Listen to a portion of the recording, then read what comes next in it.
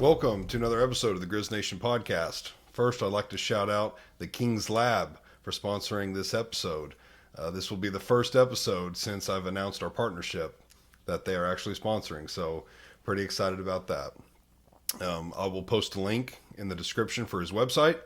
Use code GRIZ at checkout. Today's guest, we had Mr. Joe Abramovitz. We just finished filming, and it was a great one. We discussed the gym, his gym that he owns there in Monette, Unbreakable Strength and Fitness, and we did a little bit of diet, nutrition, things along those lines.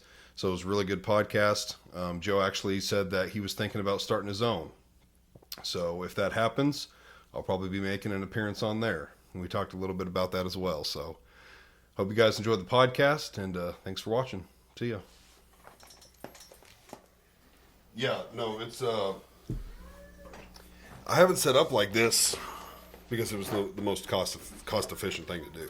Well, it's cool. Like, honestly, when I walked in here, I was like, holy crap, this was not what I expected. Yeah, it's just a bedroom. Yeah. And sometimes I have to play with these, but like it used to be in the garage, and then the lighting in there is just not ideal. Yeah.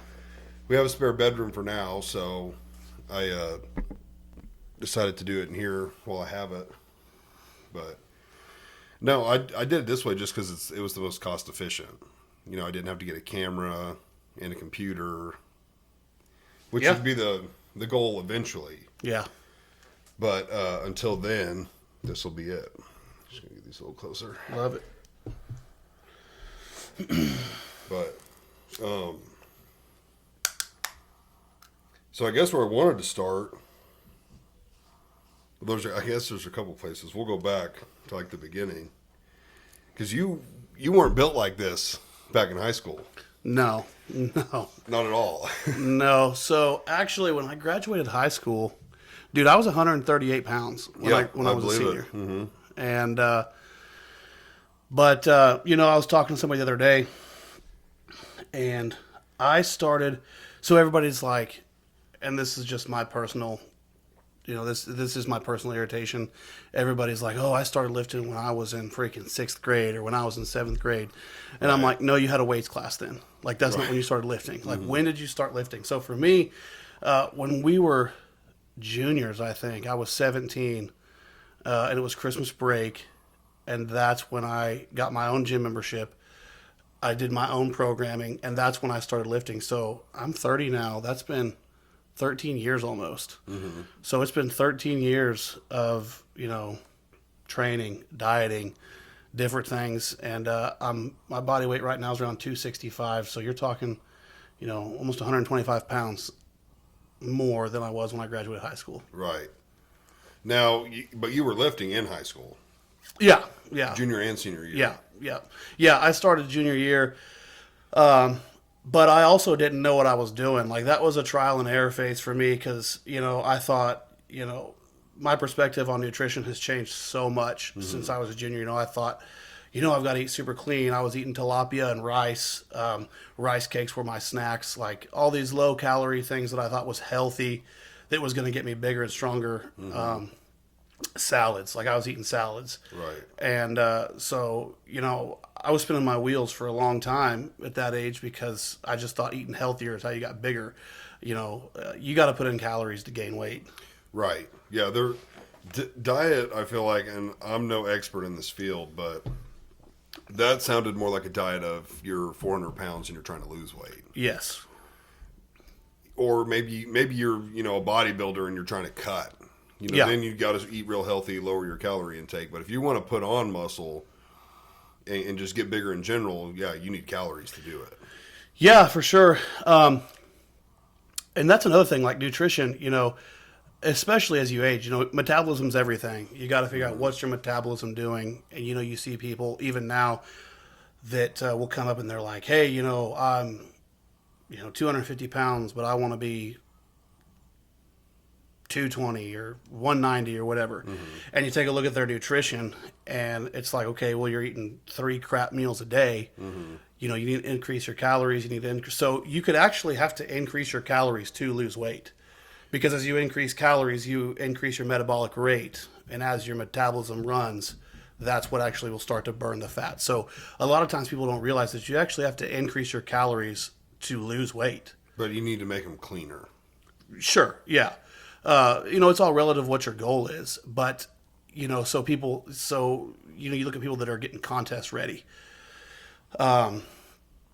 You have to have a baseline to cut from. So if they're on 1,000 calories, well, you have nowhere to cut to, so you're going to stall out. So you have to get your metabolic rate up to, depending on the person, 2,500, 3,200 calories before, and you can get them stable there before you can start peeling calories back to get them to a leaner body mass or a leaner physique.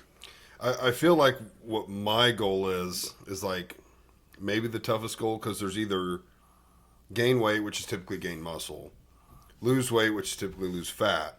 I'm wanting to do both. Like, I want to get some fat off me, mainly the midsection. That's where I carry most of my fat. And then also, gain muscle. I mean, how are you supposed to do both? How does your diet, how's it supposed to look? Well, when you can figure out the pill form of that, you'll be a millionaire.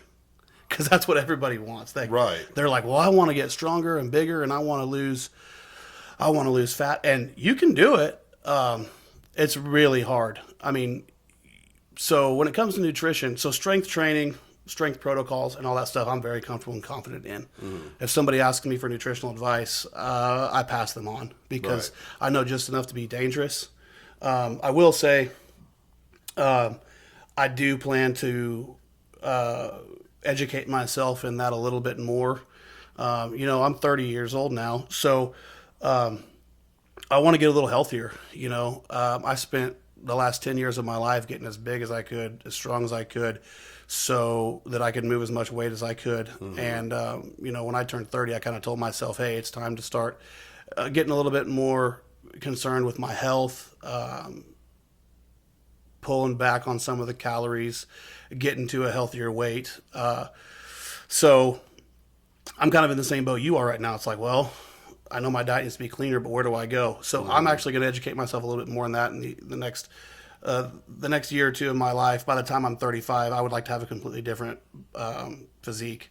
Really? Yeah, I would. I think at some point, and I haven't told a lot of people this, but I'm actually looking to transition out of powerlifting a little bit. I don't know if I'm ready yet, but I'd like to have one or two more good meets. But then I will. I'll transition out of powerlifting. I'll still compete, and I still want to be strong. But I think there's a point where you say, I did that, and I'm okay not ever doing that again. Are you wanting to go more towards bodybuilding or just more towards being healthy? More towards being healthy. Yeah. My family and I have, within the last year, we've taken up jiu-jitsu.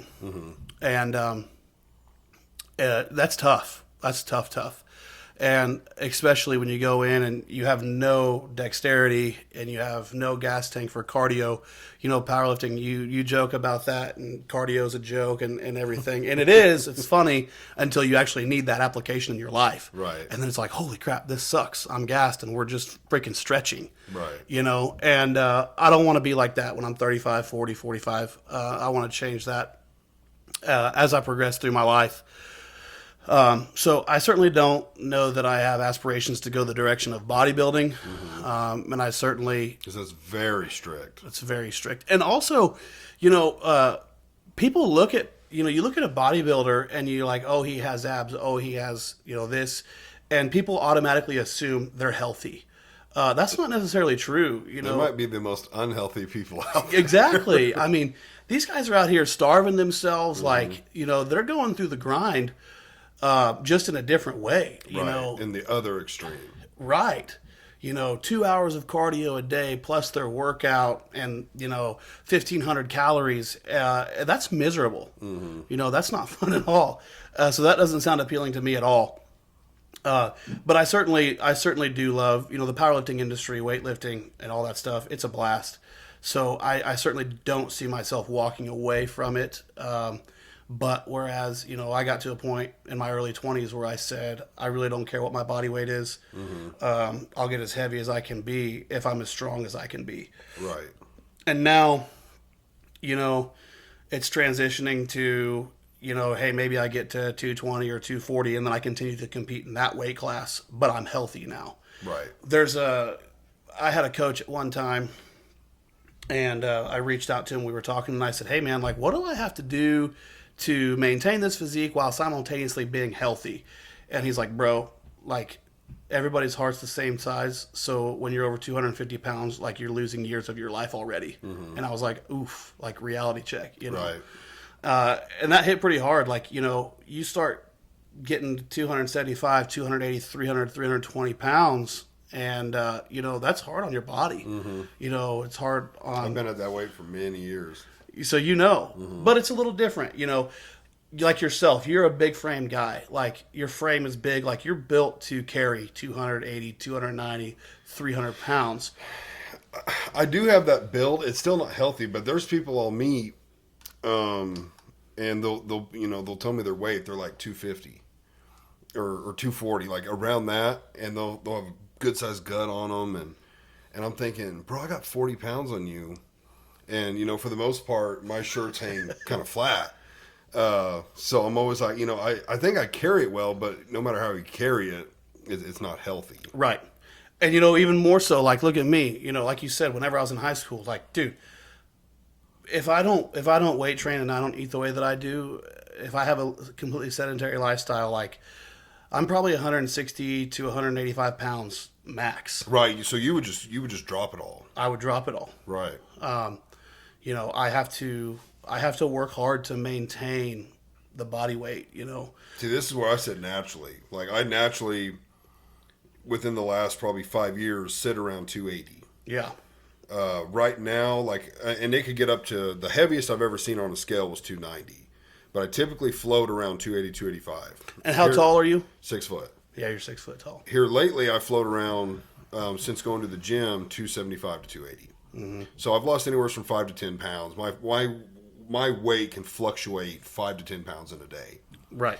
So I would say I've lost about 5 pounds, but I don't know how I should be going about it in my nutrition, because I've started to eat less and not so much healthier, a little healthier. I've cut soda. I'm probably down to about a third of what I normally drank. I love soda. I'm not going to cut soda. I just can't. I want to enjoy life as well. I'm not somebody who's like, dude, I'm eating 1,200 calories and it's only fish, and yeah, I'm not doing that. I have no desire to do that. For sure.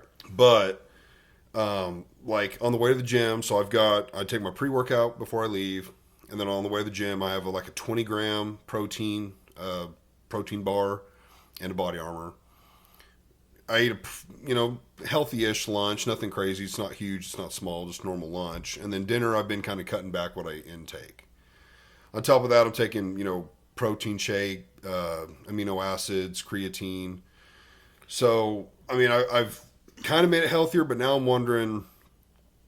Like, I've even thought about fasting on the weekend sometime, like go from like a Thursday afternoon to like a Sunday afternoon and just not eat. I don't know if that's healthy. I don't know if that's going to diminish muscle gains. I don't know if I should be eating more at dinner time, like if I'm trying to pack on muscle. But like, I want to get to a lower weight, but I don't want to shrink as a person. I wouldn't mind losing fat, but I don't want like my muscles and stuff to go as well. So I don't know what to do. You need to eat more. You think I need to eat more? You need to eat more. So, again, you really got to think you're fueling your body, Mm-hmm. I would say I have a naturally slow metabolism. I've been bigger since about first grade. Speed it up then. How do you speed it up? So when I get up in the morning, so a perfect day for me is, I get up between 4:15 and 4:30, and I'll have a breakfast at that point. I'll have, maybe it's just a breakfast burrito and some Greek yogurt, but I'll have some kind of breakfast. Mm-hmm.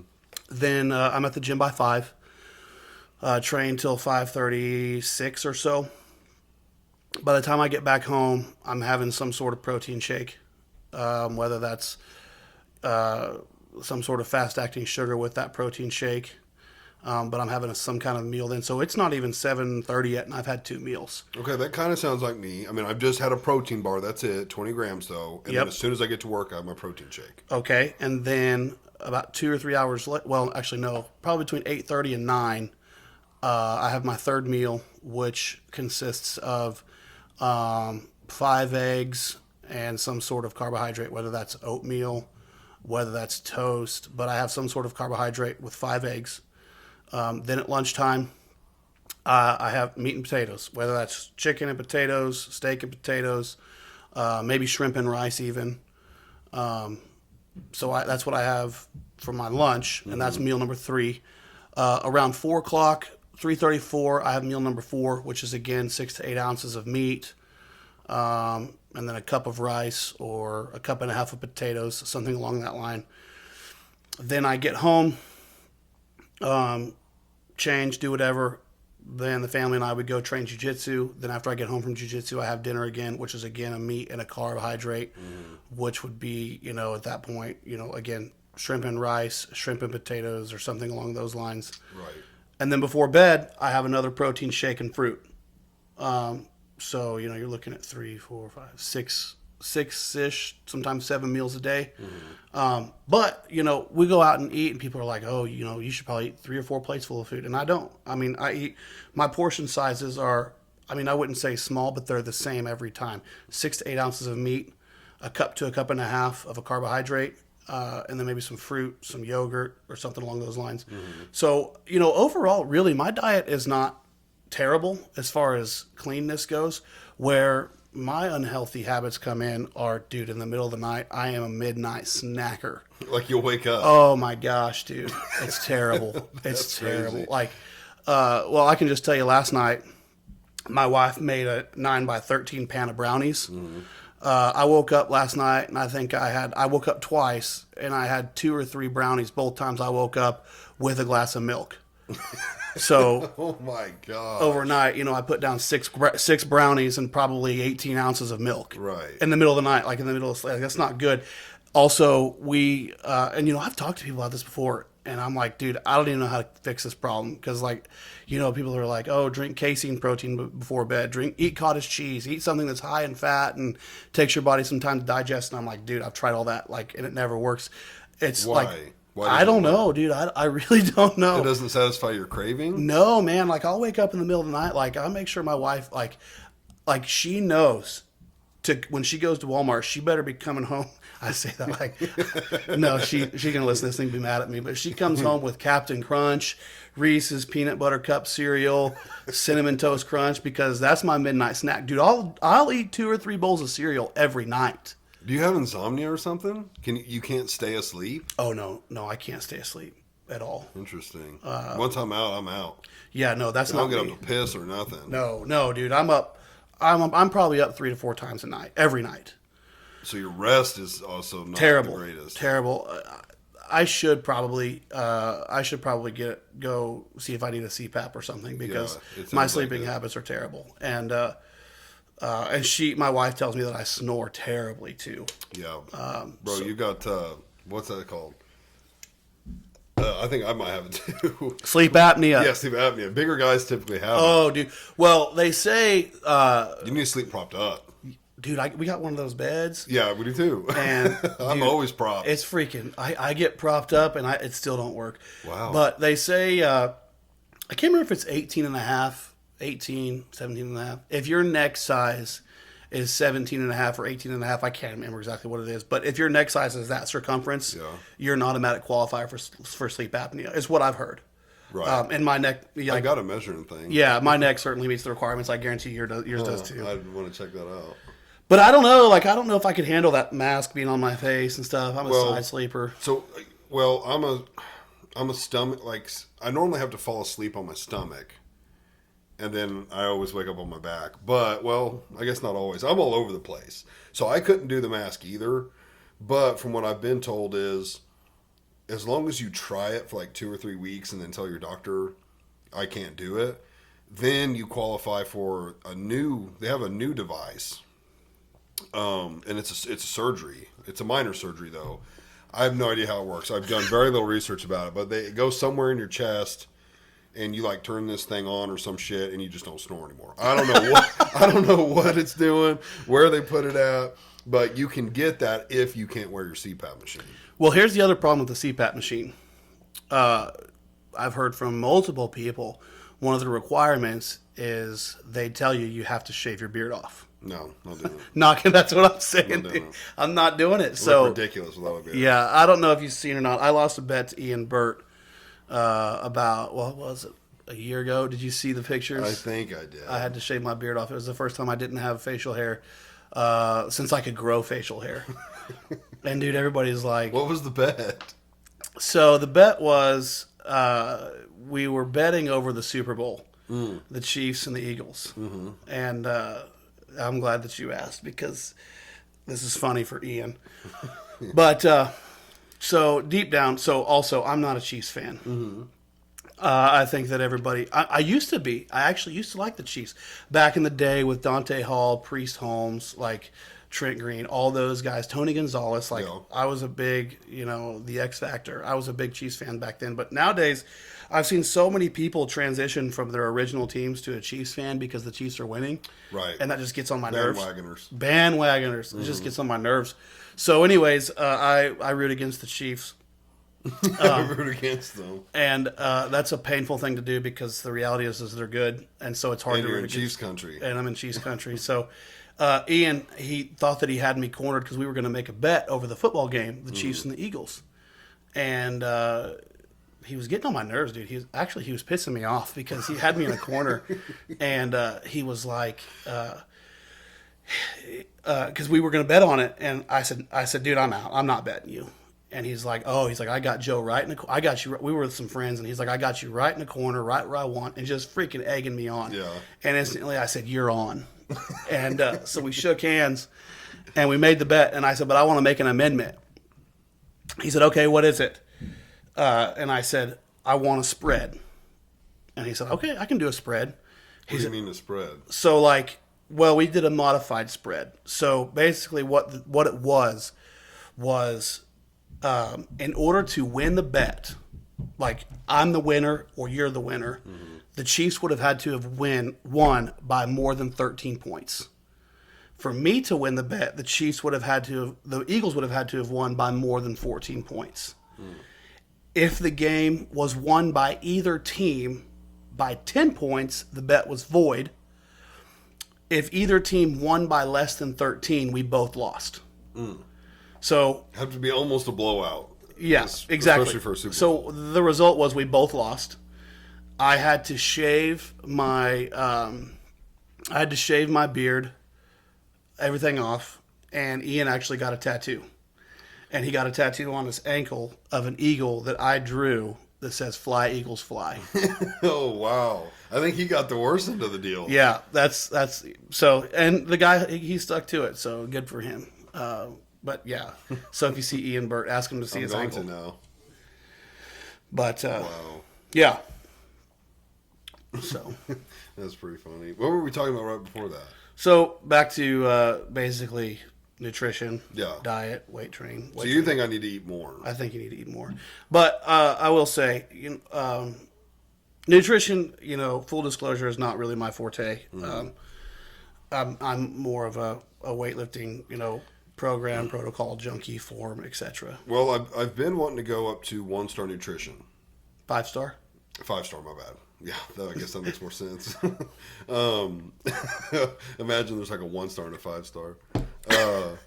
And they got that body scan thing. Mm-hmm. You think I should do that just to see like where everything's at? I mean, is that going to do me any good? It's supposed to tell you shit like how many calories you need to intake, or I don't know.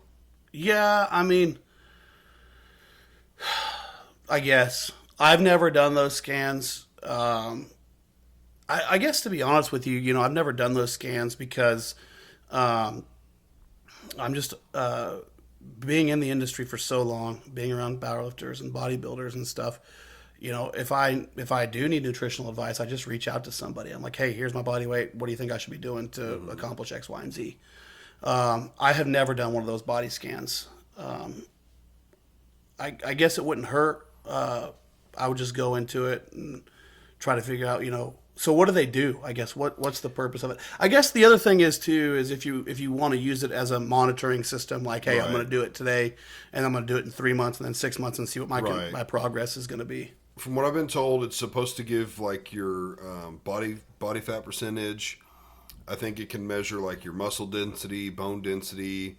I think you can tell them to input like whether you want to gain or lose, fat or muscle, and it'll kind of give you a baseline of your calories and then what you need to do based on what you're wanting to do.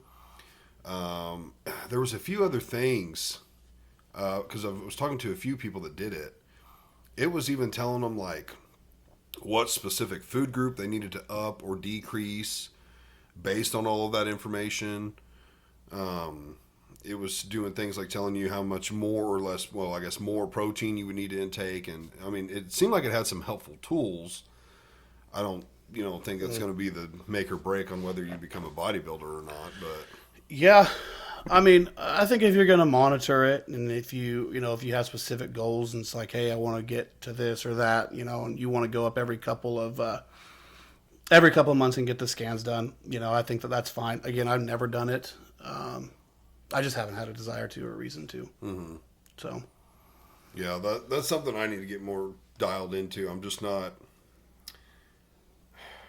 I don't know. I've only been back into the gym for, I think I'm approaching 2 months. So, and I don't want to do a 180 on my diet. Like we've got 3 freezers full of food already, and like I'm not trying to make meals specifically for me. And then we got to cook meals for Maddie and the girls, and yeah, and that's it seems like a lot. Yeah, that's what's hard. That's what's actually really hard. Well, let me ask you this. So, where's Maddie at with this whole thing? Because what I'll tell you is when you can turn it into a lifestyle, that's when things change. Right. So, if where's Maddie at with it? Does it interest her at all, or It does a lot. So she wants to start going to the gym. okay? Her problem is, I wake up at 4. I'm at the gym by 5. I work from 6 to 4:30. So like by 4 o'clock, I'm no help with the girls Right. because they're sleeping. Then I'm gone. Then I'm at work all day. So she's got to get the girls ready, get them dropped off. Then she goes to work from like 8 to 5:30. And then by 5:30, like there's not a whole lot of time left in the day. We like to be in bed by like 9 o'clock and asleep by 9:30 or so. We've got to get home, get the girls, get food cooked, baths, all that stuff. So it's like when can she go to the gym? We're trying to figure that out. I don't know if it'll be more of like she goes on the weekend, or I mean, really at this moment that's the only option. Yeah, and people underestimate that. Like people come in, because with the gym, we've had the gym in September, it'll be 7 years. Yeah, I want to talk about the gym stuff too. Yeah, and we see, through those 7 years, I've seen so many different people with, they try to justify not getting to the gym in so many different ways, and I think that like for example, like in your guys' situation, don't underestimate the power in going those 3 days. Right. 3 days in the gym. I have trained people on a protocol where they only train 3 days a week. You can do it, and you can see major results in 3 days of training. Also, so you work a 4-day work week. It's Monday through Thursday. Yeah. So, there's even so on Thursday nights you can go to bed a little later. Right. If you got home, whatever, Thursday night, she's at the gym Thursday, Friday, Saturday, Sunday, boom, now you got 4 days. Right. True. And then she's got Monday, Tuesday, Wednesday off. And I've really been thinking about going 5 or more days and doing cardio on the days I don't lift. Yeah. Which I've thought about just doing it out here too. Get on Yeah. the road, run. Yeah. I'm not a big cardio guy, but if I want to lose weight, it's probably something I should start doing. Yeah. I've been talking about it. Yeah. It's just for me, it's just doing it the first time and then just saying, hey, like Thursday, Friday, Saturday, I need to run. Well, and that's the thing too is so like I have seen people be successful because everybody's like, well, I need to start doing cardio. Dude, like show me somebody who enjoys running on a treadmill for 30 minutes or an hour every day, and I'm like you do that, but I don't think you enjoy it. But again, you see success in people who do things that give them a cardiovascular exercise, but they enjoy it. So flipping tractor tires and hitting it with a sledgehammer, that's cool. That's fun. Dragging a sled with your daughter sitting on it, things like that. Like those, like your daughter's having fun, you're doing cardio. Right. Like you can be creative with your cardio and do things that are cool. For us, dude, we get our cardio through jiu-jitsu. Like, oh my gosh, man. Like, and, we've been in jiu-jitsu for almost a year now. And when my first class, like, you think I'm playing, like, I was breathing heavy after stretches. And, like, I'm like, gosh. And, like, now, don't get me wrong, like, afterwards when we roll for 5 minutes, like, after a 5-minute round, like, I'm just laying on the mat, like, gasping for air. And I'm like, gosh, I'm dying. And, like, some of the guys walk up and they're like, dude, like, I remember when you were dying after stretches. So, like, it's taken time, but we're making some progress. Yeah. Again, cardiovascular exercise that we enjoy doing. So, you can do those hikes with your wife. You can do things that you enjoy and still get the cardio side of things. Absolutely. And I think sometimes people skip that as well. I want to circle back to the gym thing because you are part owner of the gym, right? Correct. Okay. Where were you working out like before, and then what made you want to get into that, like get your own gym? So, I started out, I had a small weight bench, and I was actually training in the basement of that old house over there. That's where I did a lot of training. And then I started, so the whole journey is, when we were in football junior year, that's when I had that knee injury and went through knee surgery. Mm-hmm. I forgot about that. Yeah. And so that was actually in the first game of the year. First game of the year, I think the 7th play. And I was like, crap, now we're starting off season. So I decided I got one more year of football. I'm going to get as big and as strong as I can get.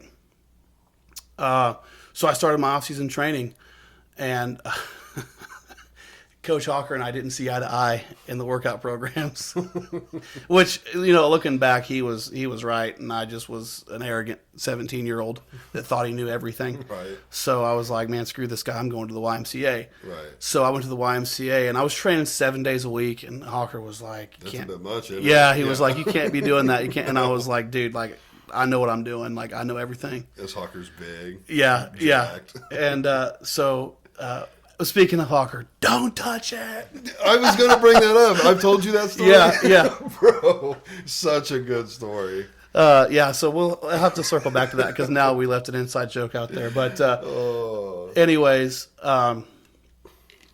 so I started training at the Y.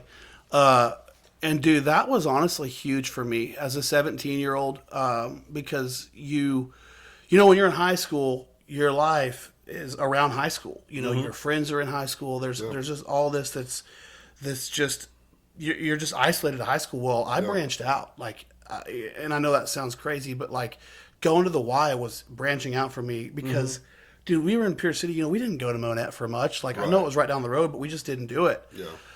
And so I started going there, and I met some friends and made some acquaintances through the YMCA, and that's where I trained. I trained there for a couple years, and then there was another 24/7 gym in Monette called the Gym Rat, and I actually got kicked out of the YMCA, so I went and trained at the Gym Rat for a while. Wait a minute. How did you get kicked out of the Y? So I've been kicked out of the Y 2 or 3 times. Slamming weights? Yeah. Really? Yeah, just doing whatever I wanted to do and not letting anybody tell me what to do. So, when I was 17, 18, like I was really arrogant and ignorant, honestly. But I ended up getting back in. So there was a guy that he went to the director at the Y at the time and said, hey, can he come back and train with me? He'll only be in here when I'm here. I'll make sure he's not an idiot. And so I got to go back and train with that guy. And so that was actually the new YMCA. Because when we started on the old one. Oh, that's right. Yeah. Yeah. So that's where I started. I forgot about that little one. Yeah. And so, again, at this time, I was really getting into powerlifting. I was going to meets and I was traveling to other gyms on the weekends and stuff, just getting a lot of exposure. And I was learning about different weightlifting equipment, bars, etc. And so, I actually made the YMCA in Monette. There's a deadlift platform in there. I actually made that platform. I donated that platform. I would drag my own bar in on deadlift days, and there was some others. They were like, "Hey Joe, I'm deadlifting." They'd text me, "Can you bring your bar in?" Yeah, sure. So I'd bring so I would walk into the YMCA with my gym bag and my own bar, Right. and people would be like, "What's this guy doing?" And so we did that for a while, and my business partners now, Fernando and Melissa, we just got to talking because even after all that, we were still catching flack for deadlifting. We were still catching flack for a lot of these things, and we were kind of like, dude, like let's just bounce and like let's go. Fernando, they had a 2-car garage, and he was like, well, we could just throw some stuff in my garage and we could all train there. And so we're like, yeah, let's do it. And we started talking about it a little bit, and words started getting out that we might be leaving.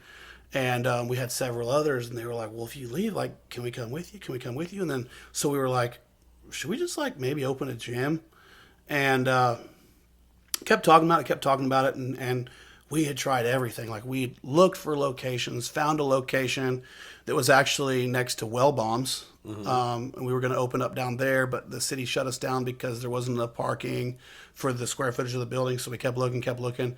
And we stumbled across the place that we're in now, which was way too big and way too expensive for us. That was out of our budget, but it was all we had.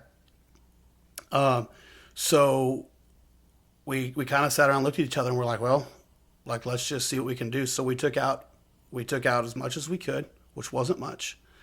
And we paid our first year's rent. And we took the rest of the money and bought some equipment. And we said, well, we're going to ride this out for a year. And then when the year's up, we'll see what happens. And now it's been almost 7 years. So it basically came about just because, and we've expanded now 1, 2, 4 times. So first we expanded back into the CrossFit room. We brought CrossFit in, which was now, we've changed that to, it's called Unbreakable Program. So we brought that in. Then we added the powerlifting room. Then we switched the room that we are having CrossFit into the other room off to the side, and we added the plate loaded room. So we've expanded 4 times now. Since that time, we've purchased the location as well. So the last 7 years, it's been good to us. Yeah. We all work full time though. We don't have any full time staff members or anything like that, and it's people still don't understand. Like it's just it's a mom and pop ran gym. I mean, people call me, they say, hey, I want to sign up. I say, okay, let's make an appointment, meet, because I'm working. Right. And meet when we can. Here, 7 years later, Melissa and Fernando's daughter, she cleans it. No doubt that. It's very clean. Yeah. It's always very clean. And Yeah. people are really good about cleaning up after themselves. Yeah. And that's part of the culture. I mean, that's a culture that we've kind of created with the lifters, because some of these lifters like Kyle Russell, Riley, Rhino, and there's several others, but a lot of those guys, like, dude, we've been training together for 10 years, off and on. And but anyways, Tori cleans it. The CrossFit room, we all rotate every other, there's still 1 weekend a month that, my wife and we go in and clean it. We're still very, very hands-on. Yeah. Besides working out there. Yeah. Yeah. But it's a lot of fun. Dude, I have made so many, between my day job, the gym, if I don't see you there, I don't see you. I mean, dude, like you and we cross paths again through that gym. Yeah. So there's been so many people come and go that I cross paths with in the gym. And I've made lifelong friends there because again, and that goes back to what I was saying. When you make it a lifestyle, things change. Like, you start to build relationships in that gym. You build a community in the gym, and in any gym. When you start to make it a lifestyle in your home. That's when things will change. Yeah. you'll start to see results. Meal prepping becomes easier. But anyways, that's the story of the gym. That's kind of how we got started and kind of where we're at. I should have had you shout it out at the beginning. Give it a shout out. Yeah, that's for Unbreakable Strength and Fitness. Yeah, come check us out. Absolutely. Again, Got all kinds of stuff in there. yeah. So yeah, and we've got a lot of the equipment. So legs, big. We have a giant leg selection. I think that's true. You can tell how serious of a gym it is by its leg equipment.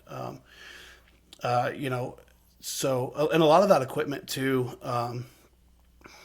So the thickness of steel has changed on gym equipment. Some of it's, the older stuff is 7-gauge steel. A lot of it's 10-gauge, 11-gauge. The biomechanics of stuff is better. And also, like, back, 20 years ago, gym equipment was produced and, like, gyms weren't as popular or as prevalent. You didn't have Instagram. Like, Instagram and this InstaFit and all this stuff has blown the fitness industry up in the last 5-10 years. Well, 20 years ago, you didn't have that. So gyms weren't as popular. Equipment companies, Flex Fitness, Nebula, like all these companies, they were producing like top tier equipment because every piece was like hand fabricated. Nowadays, it's all about mass production. Right. So we kind of pride ourselves in going out and we've hunted a lot of the equipment. Nowadays they're called collectible pieces, and I've driven all over this country to bring all that equipment back to the gym. For about 2 years, that was my wife and I's life. We were jumping in the truck I'd work Monday through Friday, and we were getting in the truck on Friday night, and we were taking off all over the country. My partner and I, Fernando, I think the craziest trip we ever took was we traveled 2,200 miles to pick up 4 pieces of equipment, and we did it in, I think, less than 48 hours. Where? So we started in Monette, obviously. Yep. We traveled up to St. Louis. From St. Louis, we went to Peru, Indiana. From Peru, Indiana, we went to Canton, Michigan. From Canton, Michigan, we drove out to Buchanan, West Virginia. And then we picked up there, and then we drove all the way home. And through the whole trip, we slept 5 hours. Gosh. So that was a fun one. I don't think either one of us would ever do that again. But again, that was kind of, it's things like that a lot of people don't see. Yeah. They don't see the work that we've put into building it to where it is. And, if somebody, people will ask, they're like, hey, I want to open up a gym. What advice do you have? And my number one piece of advice is don't open it up if you think you're going to make money, because you're not. Like, the gym business is not lucrative. I mean, it could be, if you were making multiple facilities and stuff, but when you're making, when you have a 13,000 square foot building in Monette, which is a population of 8,000 people, like, you're not in a lucrative business. Right. You do it because you love it and you love the people. Mm-hmm. Now, you talking about that, collectible equipment, you've got a leg machine in there I have yet to use. The tall one. The tall one. Yeah. I've seen one person use it. Yeah. Actually, it was this week or last week. Yeah. And I don't know. We haven't done it yet. I'm thinking, should we? It's very unique. Yeah, you should. So that's a pretty cool piece of equipment. It's called the Hammer Strength H Squat. And we got that because it's like iconic in the gym industry. Like, cool. like people will travel and come to the gym just to see that. They're like, oh my gosh, I want to come see that thing. Yeah. I want to come use it. And they'll take a video and post it online. So it's pretty cool.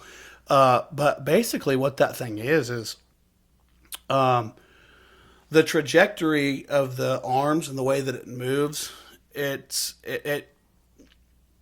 meant to mimic a squat. Mm-hmm. And it does a pretty good job of that. There's springs on the bottom of it, and the springs need to be stronger. So you reinforce those with bands is the best way to use it. But it's actually a phenomenal machine. The rumor has it, and I don't know if it's true or not. This is just one of the rumors that I've heard about the piece of equipment. It was made probably 30 years ago, and there were 600 of them made. So many of them have been scrapped. They say that there's probably 250 to 300 left out there. But the reason that I have heard that it was made was back in the day they had these convention centers for like the Olympia and all that stuff Well, Hammer Strength and all these equipment vendors would show up at the convention center, and Gary Jones, he's the owner of Hammer Strength. His father's Arthur Jones. They wanted to make a piece of equipment that would like you walk by the booth and you're like, what is that? Like, we've got to stop and look at that. Yeah. And that's where it came from. Now, whether that's a rumor that I heard, maybe that's just a legend, maybe it's true. But I will say, if that thing's standing there at a convention center, you're walking by, you're gonna stop and be like, dude, this thing's freaking 9 foot tall. Like, you got to climb 2 stories of stairs to freaking do the leg press. Like, Yeah. what is this? Max and I need to give it a try. We haven't yet. Yeah, it's really cool. You can load it up with a lot of weight. And again, I would reinforce it with those bands. I'll show you how to do that sometime. But I love that machine. I don't use it as much as I should. And again, that's because we have so much leg selection. Yeah, there's a lot. A lot of other things that I would prefer to use. But yeah, dude, that's a cool one. Yeah, the way it's set up is like the front is like your dumbbells, cardio equipment, and cable machines. Selectorized and cable. Yep. That's what it's called? Yeah, the selectorized machines. Okay, yeah. The back is like the free weights. Plate loaded. Yeah, Mm-hmm. okay. Your front left, like if you're looking at the front of the gym, that's like the big boy room. A powerlifting room, yeah. That's the powerlifting room. Yeah, for sure. And then the back left is your CrossFit. Yep. Mm-hmm. Okay, CrossFit sounds like hell. Yep. You'd have to be crazy to want to do CrossFit. It seems like the amount of cardio needed is above my level. Yeah, it's rough. Yeah, it looks like it. Yeah. It looks like no fun. No. And, ironically, people laugh because I coach CrossFit. Mm-hmm. Like again, it's called Unbreakable Programming now. We actually de-affiliated from CrossFit. A lot of gyms have done that. So it's actually called Unbreakable Program, so I can't call it CrossFit. Why do they not say that? So CrossFit is an affiliation that you have to buy into. So you pay an affiliation fee every year. You have to pay to have your coaches certified through CrossFit. Wow. So it's honestly just a huge cost savings. So basically, what we do now is it's called an Unbreakable Program. What CrossFit is it's a HIIT workout, high intensity interval training. Yeah. That's what we do. We get a class together and we do that. But no, I coach one of the classes now. I coach 5:30 on Tuesdays and Thursdays. People are like, dude, like, you don't look like you do CrossFit. And I'm like, bro, you ain't got to look like you do it to coach it. Like, I can go in there and coach it all day long. That don't mean I do it. Right. So, yeah, I don't coach it. But, I mean, I do coach it, but I don't participate. Because big guys can't do CrossFit. Like, when you're, like, doing, what are they called? Not chin-ups. Muscle ups and stuff. Big guys just can't do those. There's too much weight. Yeah. But the thing is you can scale those down. So the idea behind this high intensity interval training, and even the idea behind CrossFit, is that it's for everybody. Mm-hmm. So say they're squatting that day, or they're doing overhead press, and your goal weight would be to do 225. That's where you wouldn't go over 225 because that would be the RX. RX would mean, that's the goal, from my understanding of it. But you wouldn't go over that weight. But so, like, say there's a high level athlete, say there's a CrossFit athlete, and he's doing the RX, which is 225. He can do that for 15 reps, whatever. And then I'm brand new and I come in and I can't do nowhere near that. I mean, you can scale that all the way down to you're doing the same movement, but you're doing it with a PVC pipe. Or you're doing it with 135, or you know what I mean? Yeah. So the idea behind it is that anybody can do it. If you have limitations, physical limitations, you just scale it back and scale down to whatever you can do. Mm-hmm. So that's the idea behind CrossFit. Yeah. And high intensity interval training. Before I forget, because I want to talk about the board, but the board reminded me of Hawker because I feel like that's where. Yeah. We need to talk about that. Yeah. Is that where your board comes from? Is because we did that? Kind of. Yeah. And a lot of powerlifting gyms do that. Oh, okay. So that Hawker story, if you didn't catch it, I was literally going to bring it up, and then you said that. I'm like, I must have told you this. This is probably it's either my junior or senior year. We're working out down in the weight room, and our coach, our weightlifting coach, shout out Brad Hawker, he would occasionally work out with us. Yeah. Or he would be working out, but maybe by himself or whatnot. But He's doing incline bench. He's got, I think he had 315 on there, 3 plates. And he's, repping them out, racking it himself. He's doing fine. He's getting tired, so he calls me over to spot him. I'm like, all right, I hop up there, help him get the bar off. He's doing his reps. I don't know how many he's into, 6 or 7, 8, I don't know. But he goes down, he starts to come up, and I mean, he stalls. And if anyone's ever spotted someone, and you know how to spot, if someone ever stalls, you don't just grab it and yank up. I did not. I let him sit there for literally a second or two. Like, the appropriate amount of time to let someone, see if they can start inching it up again or not. He was not. He was failing. He was actually starting to go down a hair. So as soon as I saw him go down just a little bit, I literally put like 2 fingers underneath it just to give him some moral support, kind of start helping it up. And he looks right into my eyes, right into my soul. And as loud as he can in that gym goes, "Don't touch it!" And he repped it out by himself. I pulled my hands back and he pushed it up. And I'm like, dude, I'm never spotting you again. You were done for, buddy. What do you mean don't touch it? Scared the shit out of me, too. I wasn't expecting that. Oh, good old Hawk. Don't touch it. He got it. Yeah, he got away with a lot of stuff. He cracked me up. I can remember one time walking to the gymnasium, and the bell had rang, and be to class. Yeah, be, and we were and that was like our class, and Markham was in there, and a basketball comes rolling. Markham picks it up and shoots it, and of course he misses it. And Hawker says, "Sit down, you suck." Dude. Can you even talk to kids like that? Bro, he was awesome. Oh, Hawker. Yeah, he was. And, Hawker, I will give him some credit. Not a lot of, he wrote his workouts for us, and he did those workouts. And to be honest, there's been a lot of times in my weightlifting career, or my time weightlifting, that I have fallen back just on the basics that he taught us. Yeah. Because, like 80% of your max type stuff. Yeah. Yeah. Reality is that stuff works. There's a guy named Stan Efferding. And are you familiar with him? Have you ever seen any of his stuff? I don't think so. Stan's awesome. He's at one time he was the world's strongest bodybuilder. As far as he looked good, but he was also as strong as an ox. Yeah.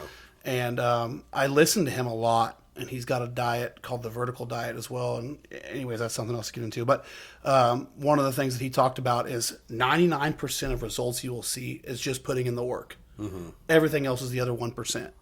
So if you go to the gym and you work hard, you're going to get better. Yeah. And then you can start to talk about the other 1% of stuff. People get so hung up on, well, what workout works best? Well, what's this and what's that? And, for powerlifting specifically, a lot of people disagree with me, and I don't really care.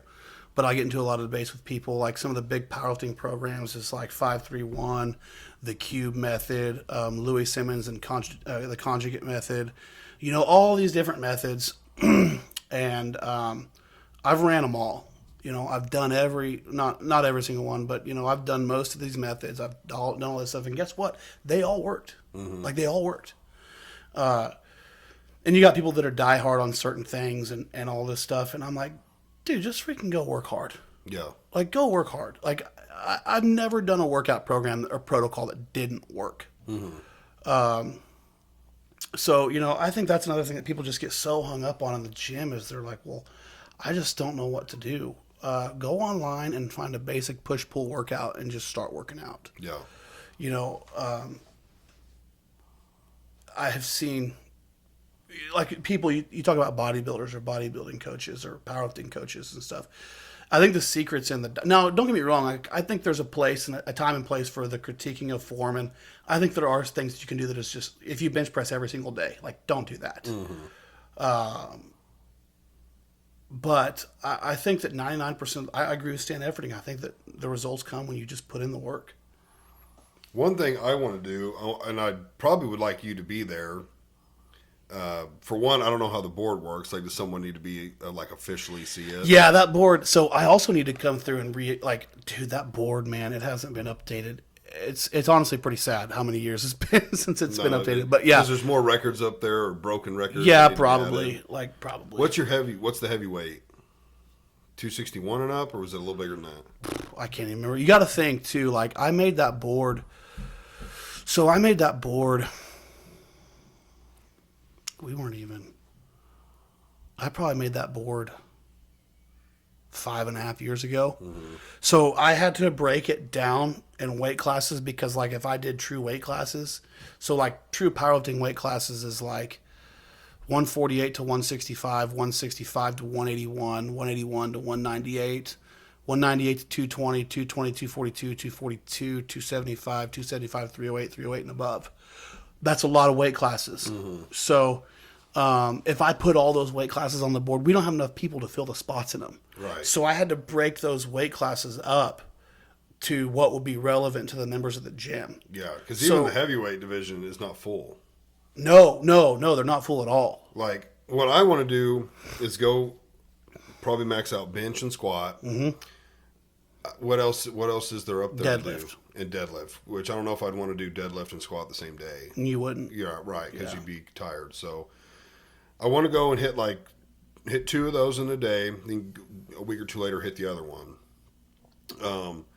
And I'm not saying I even want my stuff up there yet, because I think like one of the benches for my weight was 500. You know, like I don't want to throw up 285 and be like, yeah, I'm on board, buddy. You know, when there's another guy up there with 500, that'd be embarrassing. So, but to at least see where I'm at, and then, you know, if one of them's like, hey, that's, you know, like 100 pounds less than first place, it's like, yeah, we can throw that up there. That's Yeah. all right. I have no idea if I'd even get close on any of them, but and to see where my strength is right now, because like I work out with Max. We've never maxed out on anything. Of course, we only have like 45 minutes before work, so That's rough. it's rough, but that's what we got to deal with, and we both don't want to go after work. You know, we got just other stuff, Families. family, and all that. So we want to go before. I like going before. You feel like you've accomplished something before you get to work. You're already awake. Yeah. You get to work and you realize, dude, I don't have to go to the gym after. I've already got it done. There's less people in there. You know, it's just I like going in the morning. I'm not really a morning person, but I'm the kind of person where if I got to do something, I just want to get it done. Yep. So I like going in the morning, but yeah, one of these weekends, you know, I definitely want to come in and max out, because we also, I don't think we do none of the 60%, 80% type based workouts. It's more of just whatever feels. Right. You go Heavy. off field. Yeah. So, but we also, the way he likes to do it is like for a month, we'll do a lot of cable machines and then like leg press machines. And then the next month, which is what we're in right now, is more free weights, you know, like actual bench press, squat, stuff like that. Yeah. So I'm just kind of going off what he knows. He's worked out for a long time. I haven't done a lot of research, and if maybe I want to, you know, do things differently myself yet. But my biggest goal right now is just to get back into the gym And create a and habit. create a habit. Yeah. And Max has been working out a long time. He quit for a little bit, I think mainly because of work. We kind of started going earlier. So he wasn't going to the gym earlier anymore. And then he kind of, I don't want to speak for him, but I think he kind of had like a little falling out with his old gym. So that's when he started going to Unbreakable. But yeah, I need to do more research and, you know, see if there's something that I more specifically want to target. Because I don't know if I should be like right now we do, most things are like 8 reps to failure kind of thing. Right. Mm-hmm. Squat and stuff isn't so much. It's more like, I think 5 to 8, which, I mean, I told you I kind of tweaked my back, and I'm thinking I don't know if I should have a belt on. So yeah. So powerlifting, like, you know, you train up to maximal effort, or just below maximal effort. You could train to those weights a couple times a month. So if you don't know what you're doing, like, you're going to put yourself at risk for serious injury. So think of it this way, like, as you do lighter weight and more repetitions increases your risk of injury. Right. So when you're doing maximal effort work for 1 to 2 reps, your risk of injury significantly decreases. And people don't realize that. They think, well, you're doing more weight, so your risk of injury is actually higher. It's not true. What is true is that your risk for a serious injury is higher. So, you could do 135 for 50 reps. You've increased your risk of injury a lot. The injury, since it's only 135, might not be as severe. If you're squatting 800 pounds for one rep, well, you're only doing one rep. Right. So your risk of injury is significantly decreased, but the potential for a serious injury is increased. So what I like to do is everything is risk reward in the gym. I assess each thing with risk reward because ultimately, if I can't do this long term, what am I doing?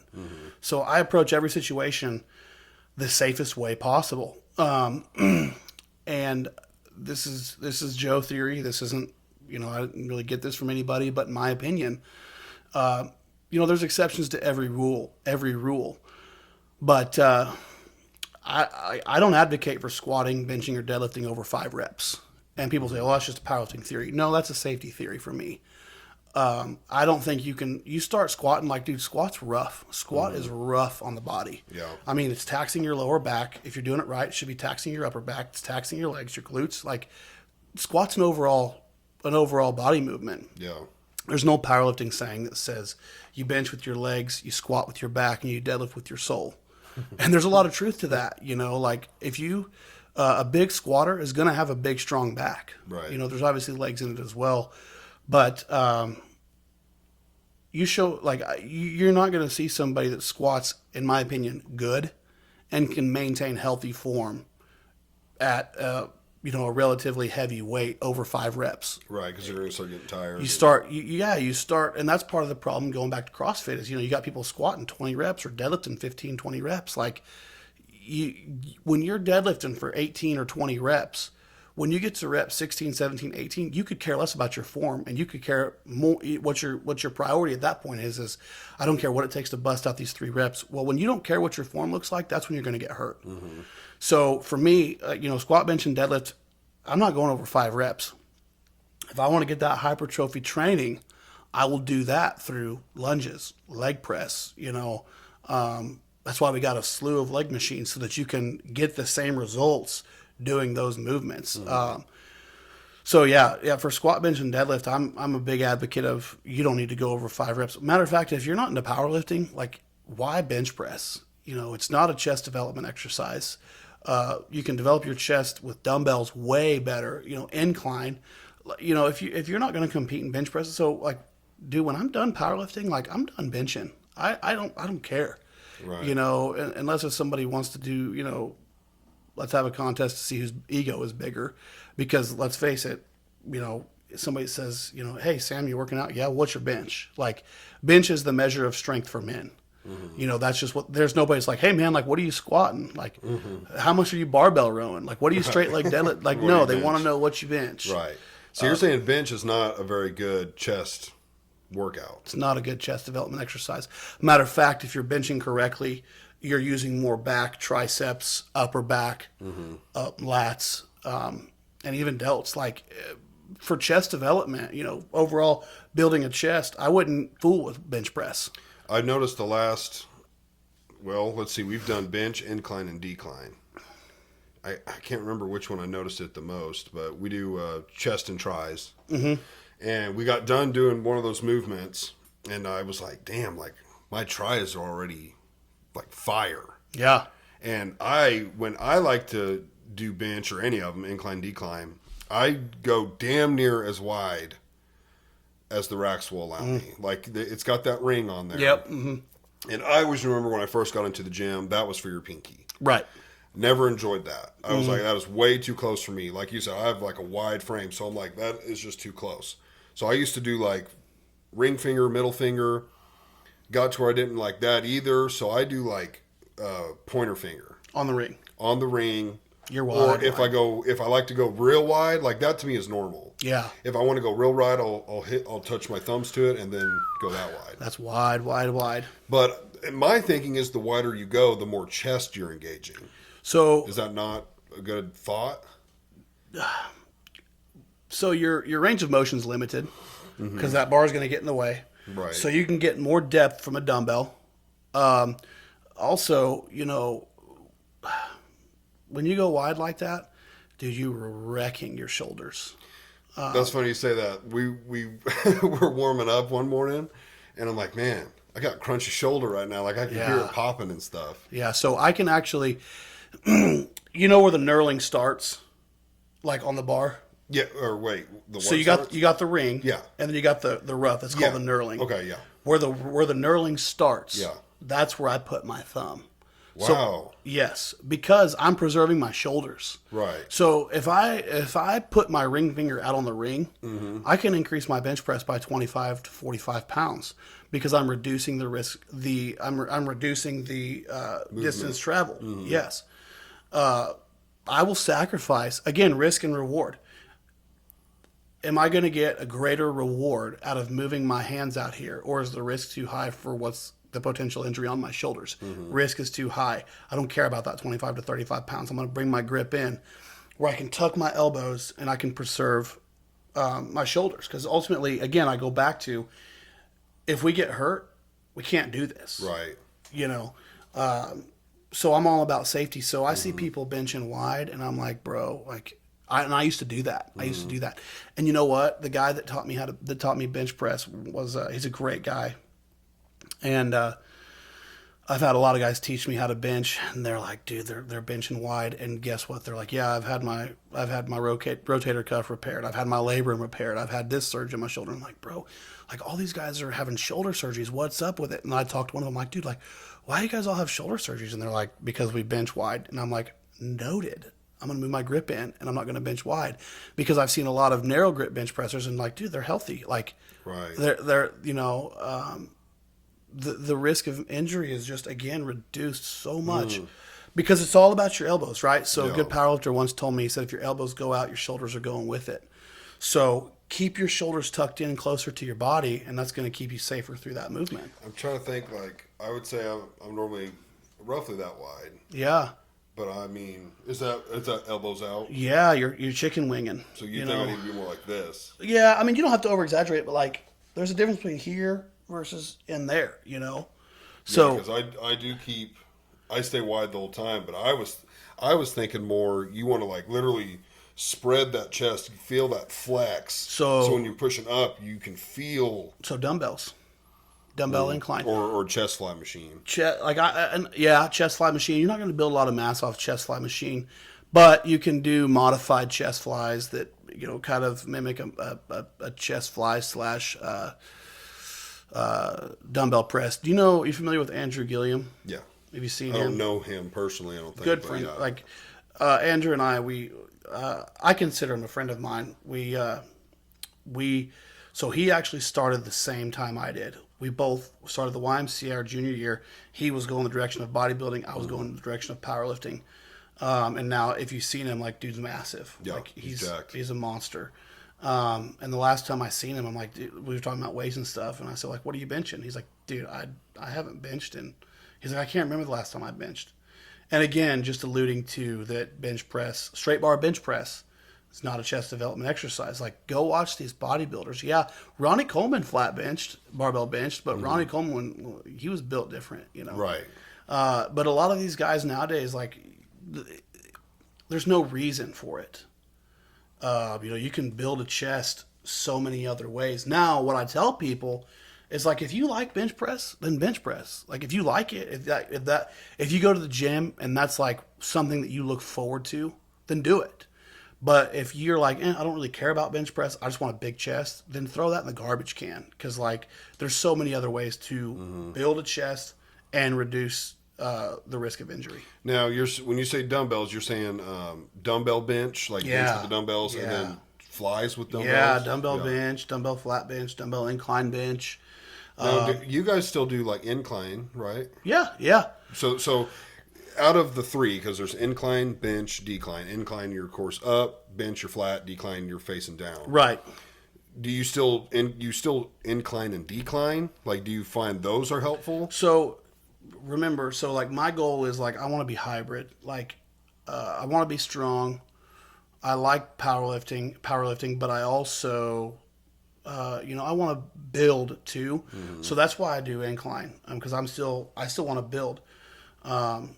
Decline, I don't fool with decline, But What's the reason? Because decline is supposed to like build your build lower. lower, like, I mean, I do like decline. I just don't like it. Like, I don't like it. I don't like.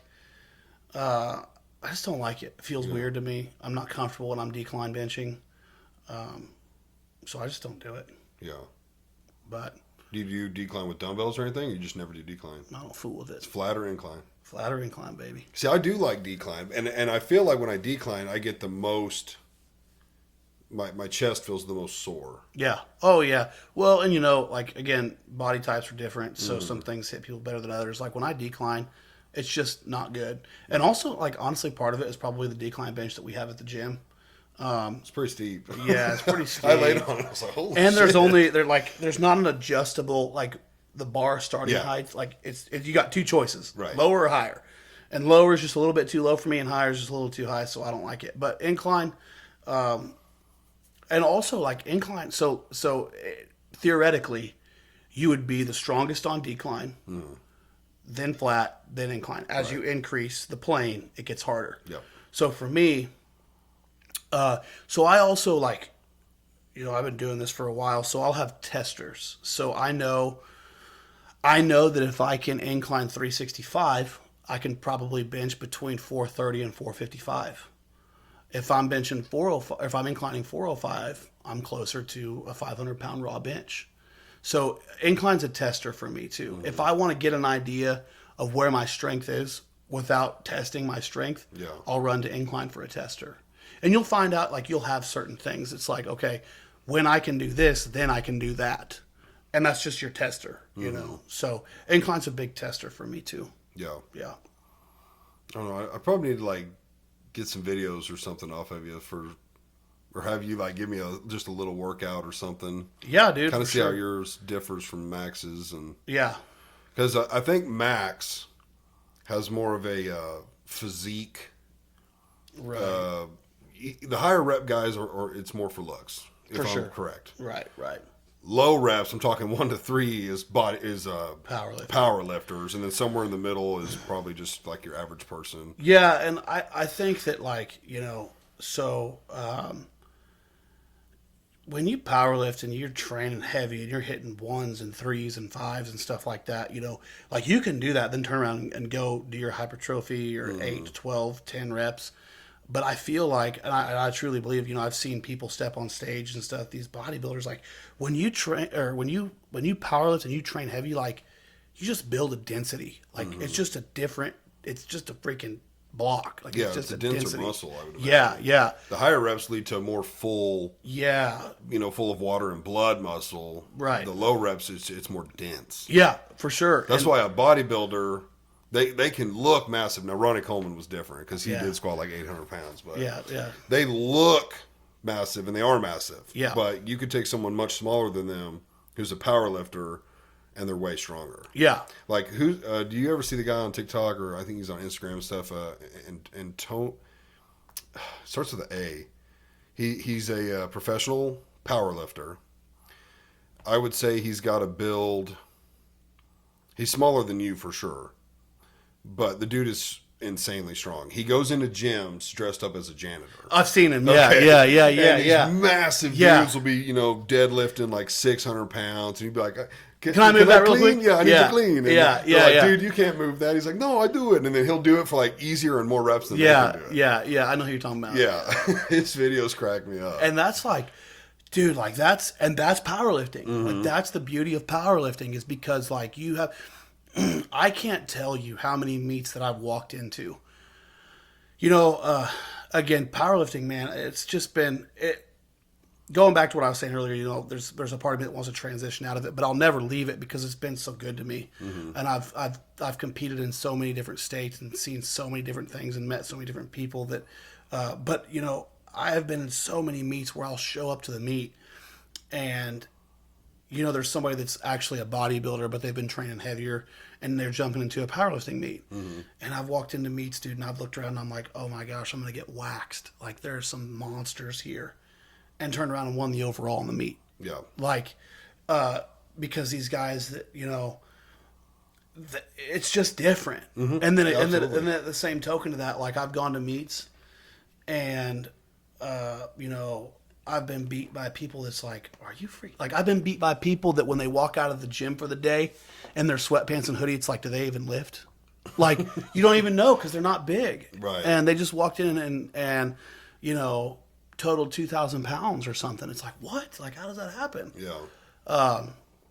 So yeah, powerlifting, it's just, you know, it's pretty technical. Like, you get into technique and, but yeah, in bodybuilding, like it's funny. Like and there are some bodybuilders that I've seen that are freaking strong, you know?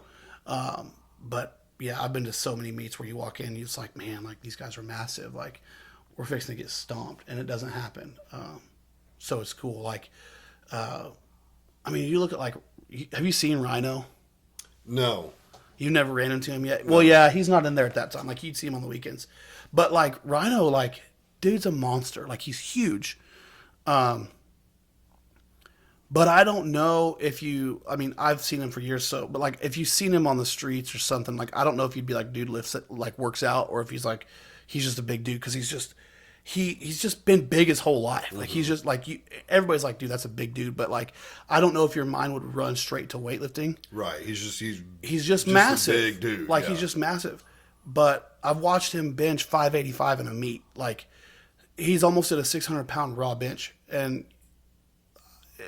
the last time I checked, things have changed and things are ever changing. But he took a run at a 600-pound raw bench, and that's where he hit 585 at a meet. At the time, if he would have hit 600 pounds raw, there was less than 100 people that had ever done that in a meet. Right. So, but again, like, it just goes to show, like, powerlifting, like, it's just a different breed of people. And some people might be thinking, well, I've heard of people, you know, bench pressing like 1,000 pounds or something. Yeah. Raw is where the difference is. Yeah. Raw means that there's no suit on. You Yeah. don't have that suit helping you. Which I don't know why people, you know, I don't understand personally why it's like, yeah, I can bench press 900 with the suit. And it's like, well, the suit probably did like 300 or 400 pounds of that. Right. Yeah, for sure. So I've actually done that. Like, I've actually gear benched, and I've done that. And it's funny that we're talking about this because I've kind of kept my opinion reserved on this topic, but I'm not keeping it reserved anymore. But, you know, raw bench is like, to me, it's king because that is you. You laid Right. down and you did that. Geared bench, like, so I did it because it's part of the sport. Like, it is part of powerlifting. Mm-hmm. It's part of powerlifting history. It's part of the future of powerlifting. It's part of the present powerlifting. So I got involved in it, and I did it for a while. And, of course, like West Side Barbell, like, that's a huge, huge gym for powerlifting. And Louis Simmons, they were big on, and now they truly did have some of the best lifters in the country.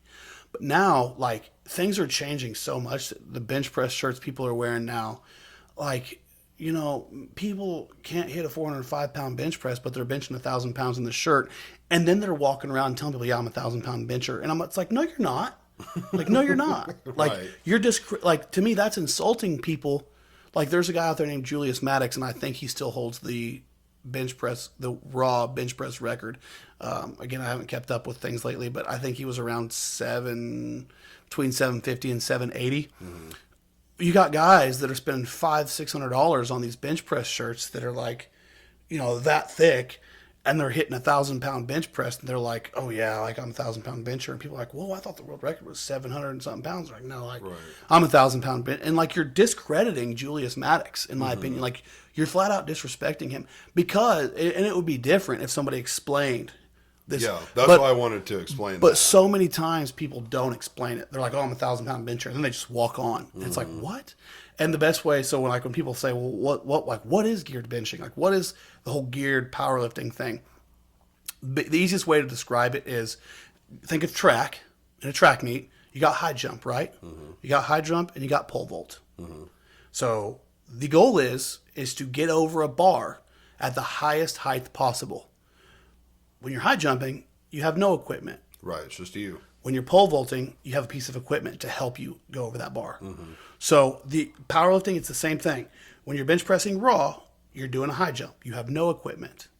When you're bench pressing equipped, you have a piece of equipment to help you get higher. Mm-hmm.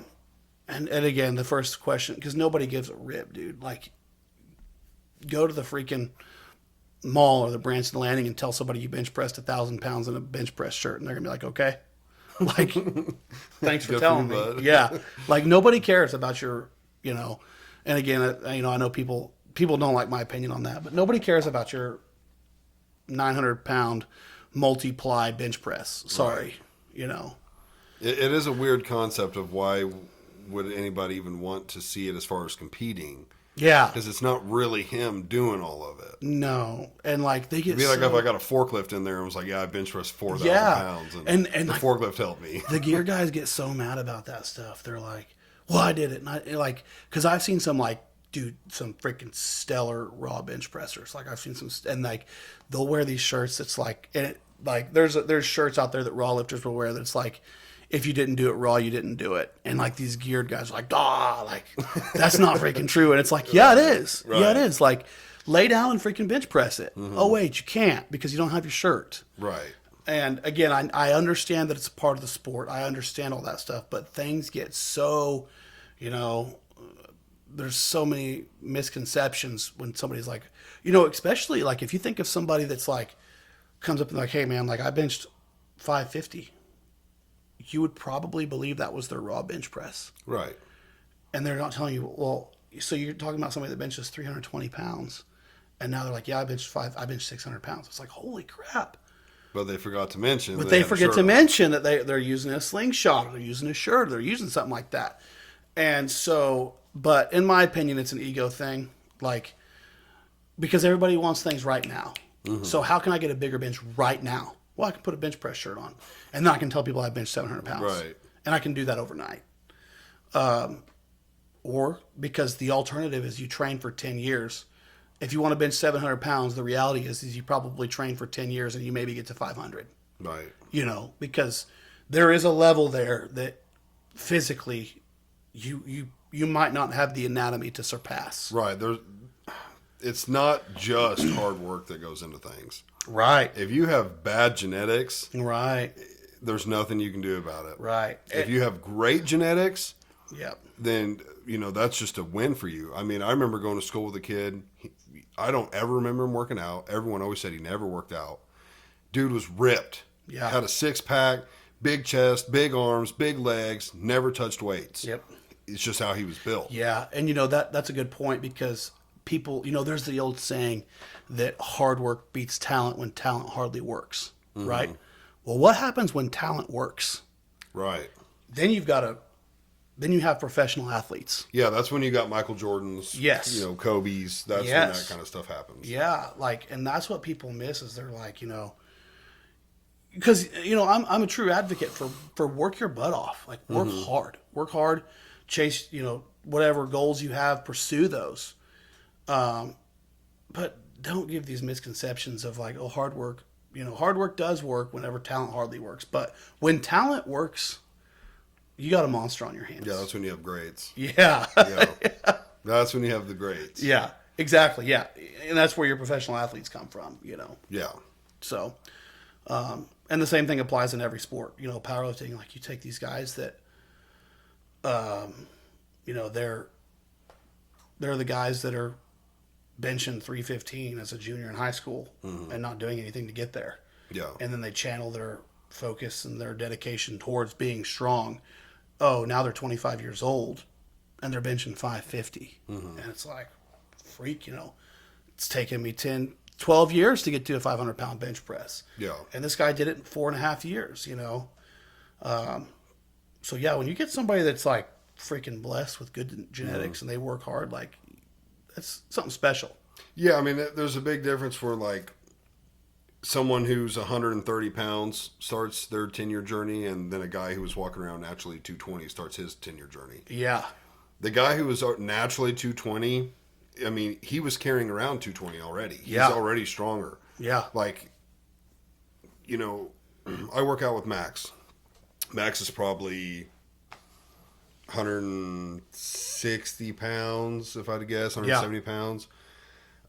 He's worked out for a long time. Yeah. I worked out basically from like junior year of high school to, or maybe sophomore year to freshman year of college. Yeah. That was it. We get in the gym. I'm way bigger than Max. I'm way stronger than Max. Yeah. Max doesn't carry 280 every day. Right. Exactly. So Yep. when I go upstairs, when I'm just walking, when I'm bending over and picking stuff up, You're carrying my 280 whole pounds. body is used to Yes. moving 280. He's used to moving damn near half of my body weight. Yeah. So naturally, bigger guys are gonna have kind of a head start in the gym. Yeah. Yeah. Yeah. If you like somebody like yourself, like your frame size, you stick with it and you work hard. When you're 35, dude, you're gonna be freaking huge. Honestly, my goal kind of body would be, I want to sound weird, but kind of like Kurt. Palmer, yeah. Yeah, that would be kind of my goal body. You know, like he's lost like 100 pounds. Oh, brother, I know. Yeah. Yeah. Yeah. So I lost touch with Kurt back in high school. Yeah. Kind of, college. He was still coming around. And then I didn't really see him. I'd see him occasionally at Yonkerville. And I'd talk to him.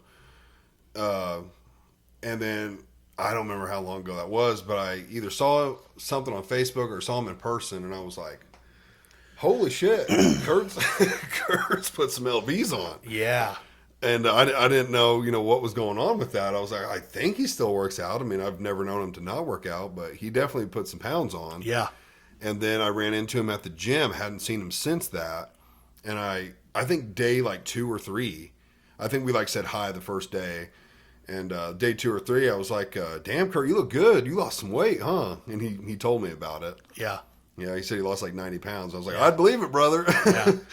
Yeah. And to this day, again, so when I was younger, early 20s to mid 20s, I was traveling to gyms. I would go to meets and I would find the best lifter of the meets, whoever was winning the overalls. Mm-hmm. And I would go up to him and I would talk to him. And I'd say, hey, can I train with you? Can I train with you? Can I train with you? And they'd be like, and a lot of times I'd say, hey, I'll pay you. And a lot of times they'd be like, dude, don't pay me. If you will just come, you can train with me. Mm-hmm. And so I would do that. Like that was when I learned. That's how I learned how to do things. That's how I learned a lot of the theories that I have today, is just traveling and meeting some of these great lifters. And, started meeting people in Joplin. Springfield, at the time, Springfield had a gym called Strong Gym. This is about 8 years ago. And that was like a powerlifting hub. Mm-hmm. And I would go there and train with those guys. I trained with some guys out of Lake the Ozarks. And I just traveled to train with these guys. So all kinds of different lifters, all kinds of different intensity levels, etc. And I have never, out of all the people I've ever met, I have never met anybody that trains like Curtis Palmer. He trains hard. The level of intensity that he has. I mean, and now I train with him on the mornings. Our schedule finally matches up. Dude, there have been times where like Curtis, like you're training with him, and he's like, well, I'm going to go for however many reps, and he picks up these dumbbells, and he's like, boom, 1, boom, 2, 3, 4, 5, and then he's like 6 grinding, and then he gets at the top, and his mind just goes somewhere. Yep. Like he's just like, oh, and then like all of a sudden it's like, okay, he's got nothing left in his tank, and then he busts out 6 more. Yep. And it's like, where did that come from? Like I have never seen like that. I never trained like that. Like I never seen somebody with that kind of intensity level. He's very intense in the gym. Yeah, and one thing that he's done is, you go through these phases where you're more dedicated, I shouldn't say dedicated, you're more motivated. Mm-hmm. You go through these phases where it's like, dude, I'm ready to grow. Like I'm motivated right now. I'm getting good sleep. I'm eating good. Like I'm motivated to train, get strong. And you go through those phases where it's like, dude, this sucks. Like I'm just here because this is my routine. Mm-hmm. I'd never seen Curtis come in and think, I'm just here because it's part of my routine. Curtis walks into the gym every day with a purpose and with intentionality. And he's there to train, and he's there to train hard. And he does it in a wife beater, blue jeans, and boots. It cracks me up. That's his workout apparel. Yeah, like... and I've seen him take his tennis shoes off after cardio. Yeah. I'm like, why do you take your tennis shoes off? off? What are you, like... And he's just like... and he's... Man. He's a monster. He's been like that since high school. Yeah, he's trained the same way through high school. And he's calmed down a lot, though. He's definitely calmed down. Yeah. Yeah. He's calmed down. I mean, there's been times where we've had lengthy conversations, and of course, we only got 45 minutes, so it's hard for us. We'll conversate while someone's doing their set. but it's hard for you guys to talk and get your crap done. Right, yeah. We got to get in and get out. But there's been a couple times where, we've had lengthy conversations with Kurt. And I remember back in the day, like, he didn't talk in the gym. No. He goes in there like them weights did something to him. Yeah. Yeah. He's got He had like that. personal Did you ever vendetta train in against his him. old barn? So I've been to it, but I never trained it. Yeah, you go to the barn, and he had that barn, and he just freaking do deadlifts with his iron weights on freaking concrete. And I remember walking in there so many times, and the concrete was busted out, and there's just a hole in the concrete. And like the weights just sat in this hole. So it's like you're doing deficit deadlifts because he's got the concrete so broke down Right. that they sit recessed 2 inches into the concrete. And it's like, dude. And then like a week or two later, like he'd go get a bag of Quikrete, pour it, mix it, pour it in there, fill the hole. And then 6 months later, boom, he's got another freaking hole. It's like, dude, just in that old barn, like, that old barn, that was a staple for his training for quite a while there. And, but man, like, dude's just like, he trains different. He does. He really does. It's like I said, dude, I've seen so many people and met and trained with so many different people, but I've never trained with anybody with that level of intensity. And he doesn't put on a show. Like, he's there for himself. Yeah. People might look because it's like, damn, he's got some weight on the bar, but he's there for him. Yeah. He came out the other day, and this is before we trained together, and we had this like lat pull down bar. And, it's straight like this. And he comes out and he's like, hey, man, I need to talk to you. I'm like, all right, what's up, dude? He's like, well, if I got to buy another one of these, I will. I just need to know where you got it. But I bent this bar. I said, what? Yeah, I bent this lat pull down bar. I said, okay, we've been here for freaking 6 years. Nobody's ever bent a lat pull down bar. I said, I got to see this. Dude, the bar, like, he bent it because he was gripping it and turning it in. It's bowed. I said, Curtis, I've never seen anybody bend a lat pull down. He's like, well, I was just squeezing it. And I'm like, gosh, dang, dude. Like, You need to hang that up. yeah, exactly. That's what I said. I'm like, dude, we got to hang this because, like, this is freaking, like, you don't see stuff like that. Like, he's just a Right. different strong. Bent the lat pull down bar. Yeah, like, and not even like this way, like this way. Right. I don't even know how he did it, but he's just like, hey, dude, like, I'll buy you another. I'm like, dude, like, we should pay you for doing that because, like, Right. that's like a feature. We need to put this on the Instagram. Yeah, like this needs to go somewhere. You need to hang that up. Yeah, Freaking Kurt. yeah, he's different, dude. In the gym, we talked about that one morning. There's music going too. Right. And it's a little louder in the back. Mm-hmm. And I remember there one day, I think, what is that song? I think it's Limp Bizkit. Is it Limp Bizkit? I think it's Limp Bizkit. Break stuff or whatever. Mm-hmm. That came on. Of course, it says a curse word or two. And Kurt was like, "Oh, Joe would be mad if you heard this playing." And I was like, "It is pretty clean in here," because I remember in high school we used to play some stuff in there that Yeah. a little vulgar. Yeah. For high school. Yeah, and that's where, like, so actually, like, I tell people all the time, like, the music is the hardest thing to mitigate in the gym because you have so many people. Well, first of all, dude, for so long we didn't have anything. Like, you walk in, it's dead silent, and that's terrible. Like, that Right. sucks. So, like, we have fought the music in the gym for years because we've had it. We've had where you could plug in your own stereo. Well, then people turn it up to 40 and they put the work. Because at one time, we didn't have all the rooms. We had one room when we first opened, The front room. the front room, and everybody trained there. Whether Wow. you were a powerlifter, whether you were a bodybuilder, whether you were a mom with 3 kids, whether you were like everybody. So we had to really filter the music because you don't want Disturbed or Pantera blasting when some ladies on the treadmill. Or Eminem saying the N-word. Or not Eminem, Yeah, Snoop Dogg. yeah, like, you got to be so. So we got this new system in, and so the back where the plate loaded room is, like, yep, we turn it up a little bit louder there. The front, where the selectorized equipment is, we keep it a little quieter there, and we try to keep it as clean as we can. It is for the most part. Yeah, and obviously running Pandora and stuff, like, you're gonna get some stuff that's just not. But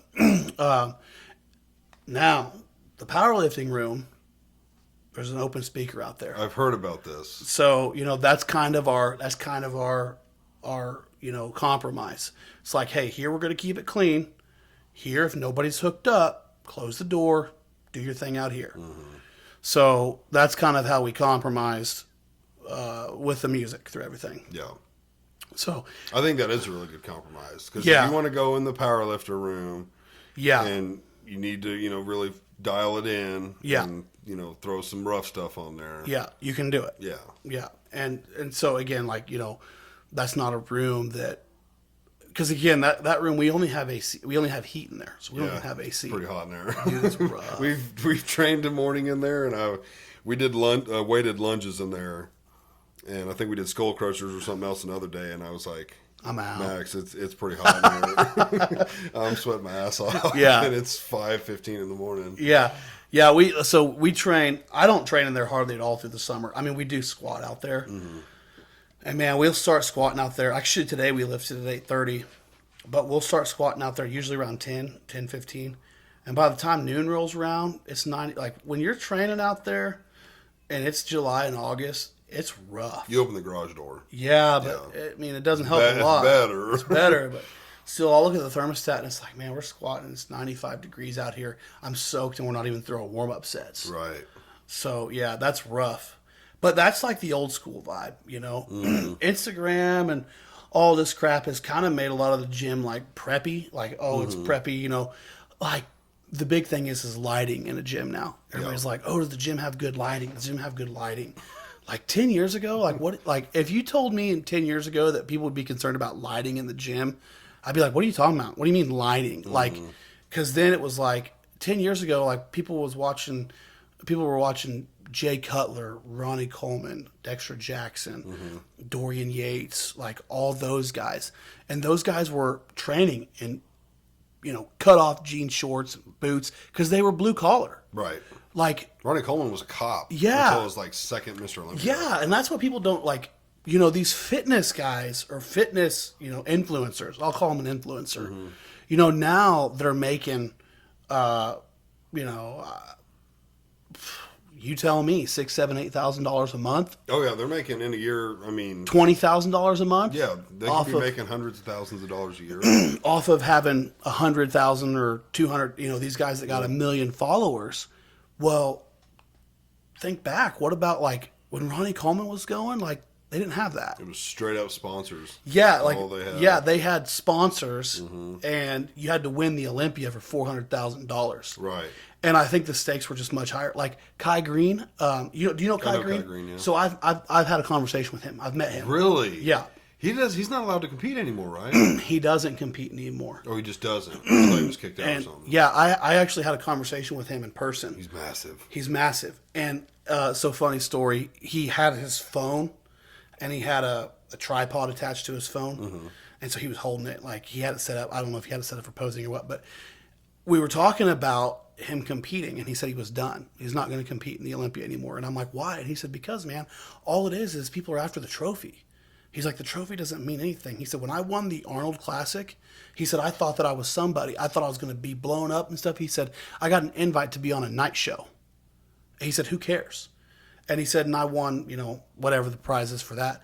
He said, I turned down a tour of guest posing where I was going to make $30,000 or $40,000 in 2 months to maintain my training for the Olympia because I was too busy chasing the prize. And he was holding his phone up. And he handed me his phone. He said, here, you take this. And so for a second, I'm like, dude, I got Kai Green's phone.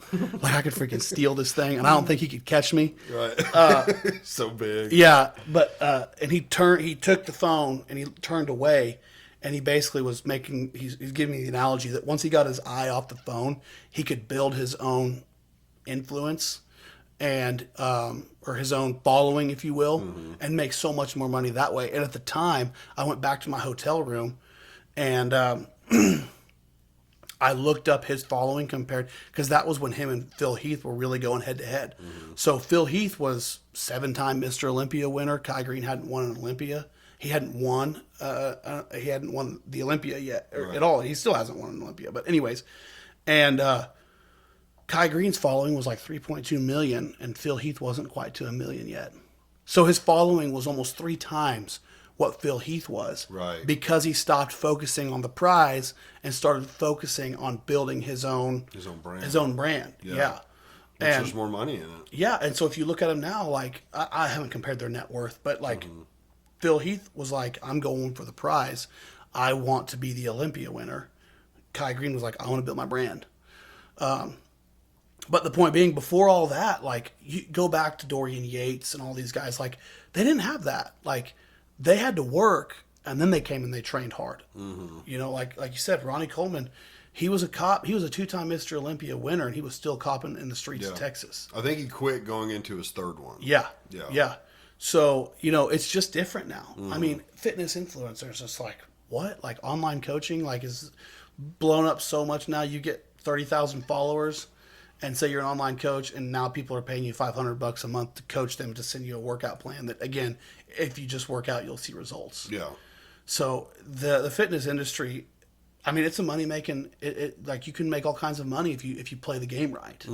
But that's what it is it's a game. And I feel like I remember seeing Kai compete in his last or second to last.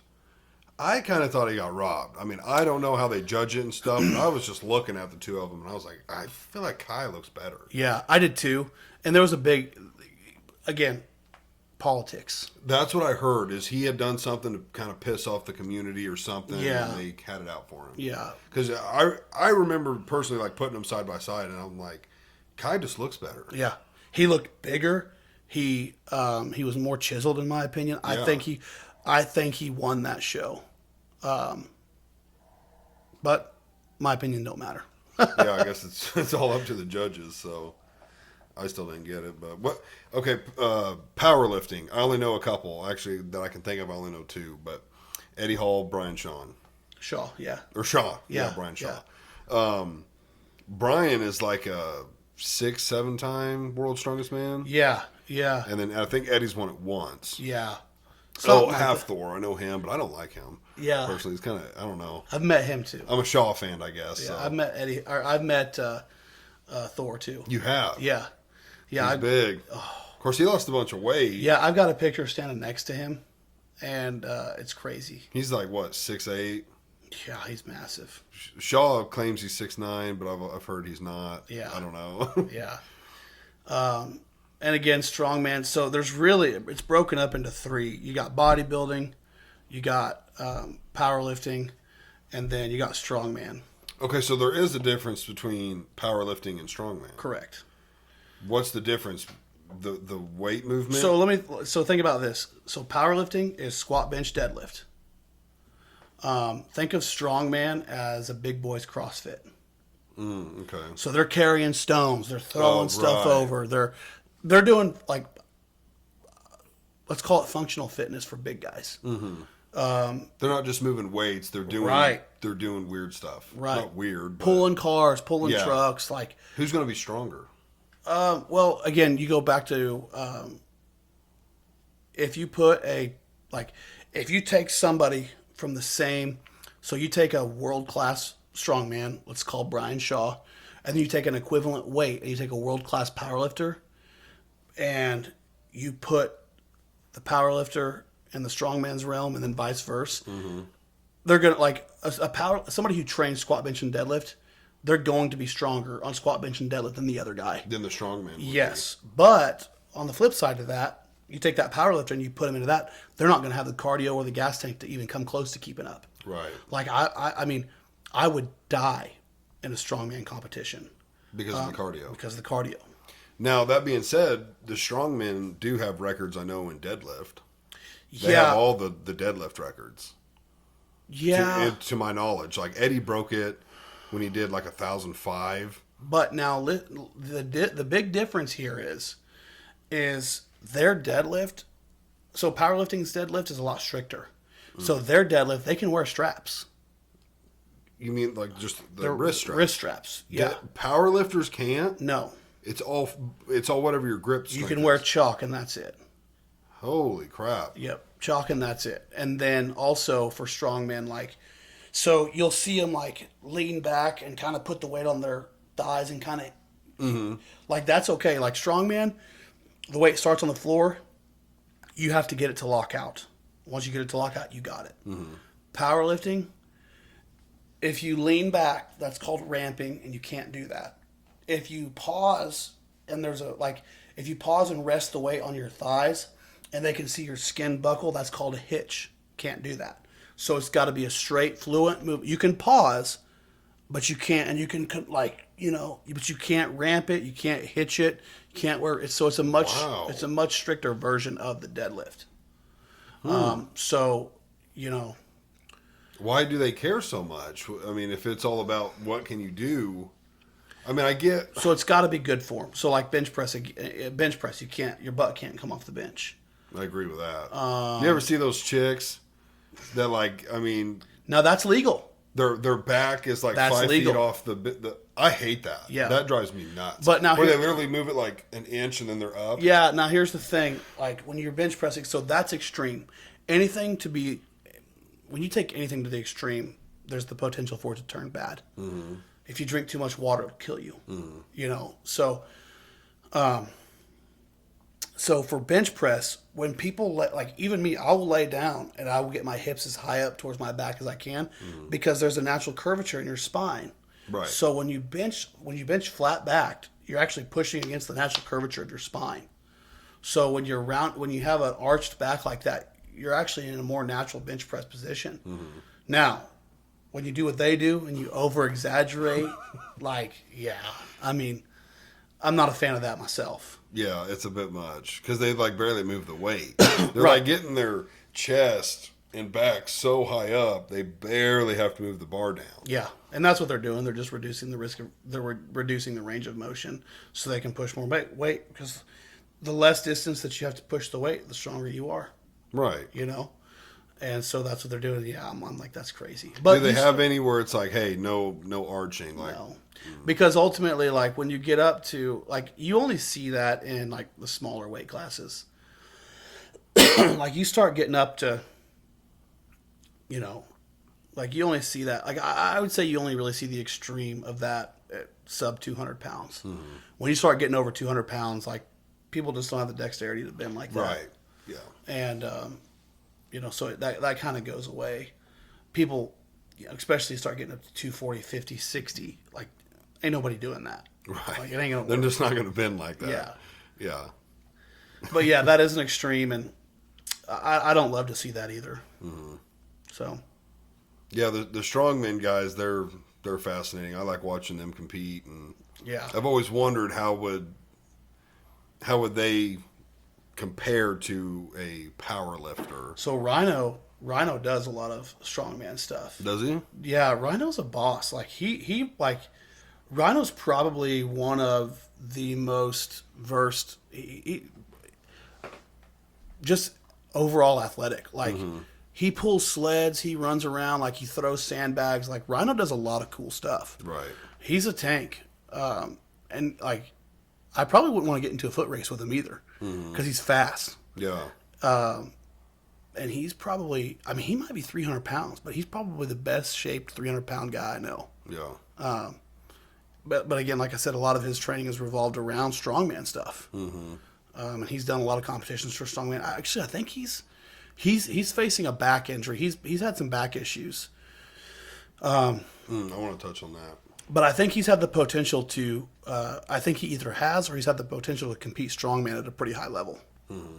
So, Yeah, talking about back issues. So it wasn't anything major. My back was just sore for like a week after squatting. But, I mean, I feel like my form's good. You know, I chest up and out, back pretty straight. I'm not bending or anything. But I have, like, severely tweaked my back 3 times. I can't even remember what I was doing on one of them. But I remember the first time I did it, I was like 13, 14, 15, somewhere in there. I know I wasn't driving yet, but we were at Howdy Neighbor Days. And one year they had that. They had a big blow up pit thing where you would stand on a platform and you would Knock people off. Yeah. I legit probably did 14, 15, 16 people in a row. Like, I was just a big kid. Nobody could knock me off. And I'm just destroying everybody. One kid after another was getting up. I remember it was against Austin Harris when I did it. He got up, and I'm like, bro, I'm going to literally bat him off this thing. He's a little guy. And we're going at it, and I twisted, and I go to hit him. And when I did, it just, I mean, the pain was like I got stabbed in the back. Mm-hmm. And I instantly jumped down. I quit. Like, I was like, you win. I jumped down. I was out of commission laying on the couch for like a week. Mm-hmm. And then I did it another time, but I really can't remember what I was doing. The third time was at my old job. We were moving a table saw. Okay. It's like an industrial grade one. Yep. And this thing had to weigh over 500 pounds. And we had to get it onto a trailer. It's me and one other dude. And I'm thinking, I don't even know how we're going to do this. But he gets up on the trailer and he goes to pick it up and we're lifting it and he can't get it up high enough. I'm on the ground, so we're kind of like this. And he can't do his part. And I'm like, I'm going to have to like lift more than he is. And I remember like in order for me to do that, I needed to lean back to kind of start helping me come up. And when I did, it just boom, it went. And then I was stuck with it on me and I had to finish with my back out, putting it on the trailer. And I just got in the truck and drove home, and I was like, I know I'm done for. Like, that, I just did it real bad. And ever since then, I just got to be careful when I'm lifting stuff, or like if I've been over working on something for a long time. Central part of your back? Lower, always my lower. So lower, but in the center? Yeah. Okay. Yeah. The last time I tweaked it for like a damn near a week, Dad and I were installing some shelves, and they were kind of like waist to chest level, but I had to be bent over for a while drilling holes in concrete and stuff. And I remember after doing that for a while, I stood back up and I'd been bent over and kind of twisted for so long. I was like, oh shit, you know, I felt it, but it hinders me now. Yeah. Like in the gym, I was squatting, I was doing 275 for sets of like 5 to 8. Mm-hmm. Felt good. Yep. You know, and, day or two later, I was like, oh, my back's hurting. And it didn't hurt while I was squatting. You know, I'm very cautious about if I'm getting too tired and I feel like myself is starting to bend forward because I'm getting tired or getting on my toes. I rack it. I don't let it get to that point. But I was talking with Little Mo, and his advice was like, you know, he's like, pretty much the way I look at it, like if I go over 225, I'm putting a belt on. Mm-hmm. And he's like, I believe that for like no matter how big or small you are. Mm-hmm. And I don't know if I need to wear a belt. I mean, I think I'm going to, anytime we do legs, I'm probably going to get, not wraps, but what do you wear, like a knee sleeve? I wear sleeves, yeah. Probably going to get sleeves. I have really no problem with my knees. I mean, I do. I've got, actually, I heard it at work. I guess you have like a sac of fluid under your kneecap. Mm-hmm. And I burst the one in my right knee. And my doctor was like, it basically just takes time. Yeah. So, like, even now, like, if I got down too hard or was on my knees for a while, it's like a searing pain. So, but as far as, like, my knee movement, I have no problem. But I'll probably get sleeves to just sleeves are good. Keep it that way. But now I'm wondering, like, do I need to wear a belt when I'm squatting or avoid squats for a while? We didn't do squats this week because I told Max, I'm like, I'm letting my back chill. So, you squat inside the gym, inside the squat rack. Mm-hmm. I will go, first thing I do is I go outside and I start squatting on the monoliths. You know what I'm talking about? The ones in the big boy room? Yeah. The ones where you move the bar forward? Yep. Yeah. So, when you pick that weight up and you're walking backwards, you get to your work sets, you're at 80% of your max. So again, I will always preach reduce the risk of injury. When I pick up 80, 90% of my max, 50, 60, 70, 80, 90, I don't care anymore. When I pick that weight up and I have to walk with it, I'm increasing my risk of injury. Think about, like, you know, you got 400, and now would you pick up 400 pounds and walk with it in your two hands? No. So why are you doing it with one? Why are you going to do it with it on your back? You know, right. Go out of a monolift, and that's what I try to get people. Like, that's why we have them. I won't compete in a federation that doesn't have monoliths, and people can say, "Oh, you're a baby," whatever. I don't care. I'm gonna practice safety. I'm gonna practice safe sets. I'm not gonna do that. Well, what if it's a leg day and you're at a gym without a monolift? Then guess what? I'm not squatting. Like I have to be. You have to be selfish with your safety. Yeah. Because it's yours and nobody else cares about your safety like you do. So I would start by squatting out of there, so you can stand up and boom, he clears the rack. You're ready to squat. There is no movement, and you'll never get your hips underneath you again, like you do that initial unracking it. Right. As far as a belt goes, so a belt, in theory, what should happen is you put that belt on, and you put it on like not loose, but you should be able to get your fingers in there, and then you push out against the belt, and that's what keeps the stability. Yeah. And so many people put a belt on, they don't even push out against it, and it's like that's where your stability comes from. So what you're looking for, because if you just throw a belt at it, just throwing on a belt's not going to fix your issue. You have to look at, why am I putting on the belt? Well, I'm putting on the belt because I need core stability. Well, if you need core stability, train your core for core stability. How much core training do you do? I do 0, but for a bigger guy, I feel like I have a decent core. You should do core stability. Yeah. So when I say core training, I'm not meaning do crunches, do sit-ups, do planks, do bird dogs, do isometric core exercises. And that's what's going to give you stability. But what if the back's already compromised? It's okay. Okay. That's no problem. Like you would still squat. You just got to be more careful. No. I would certainly take some time off with it. But yeah, Well, I don't mean like it's futuristically. compromised. No. I'm not. If I'm hurt, I'm not going to run away from a movement. I'm going to figure out how to get myself healthy so I can get back under the bar for that movement. Okay, that's what I mean. I don't mean like you tweaked your back a week ago. Like, yeah, you should take time off. Yeah. I mean like you just have a bad back. You hear people say that all the time. Yeah. I'm guilty of it. I have a bad back. My lower back. Yeah, My upper yeah. back. I've never really had problems. Yeah, with because upper back, if you run from that, all you're doing is avoiding the issue. right. I want to confront the issue. I want to fix it so that I don't have a Yeah. bad back anymore.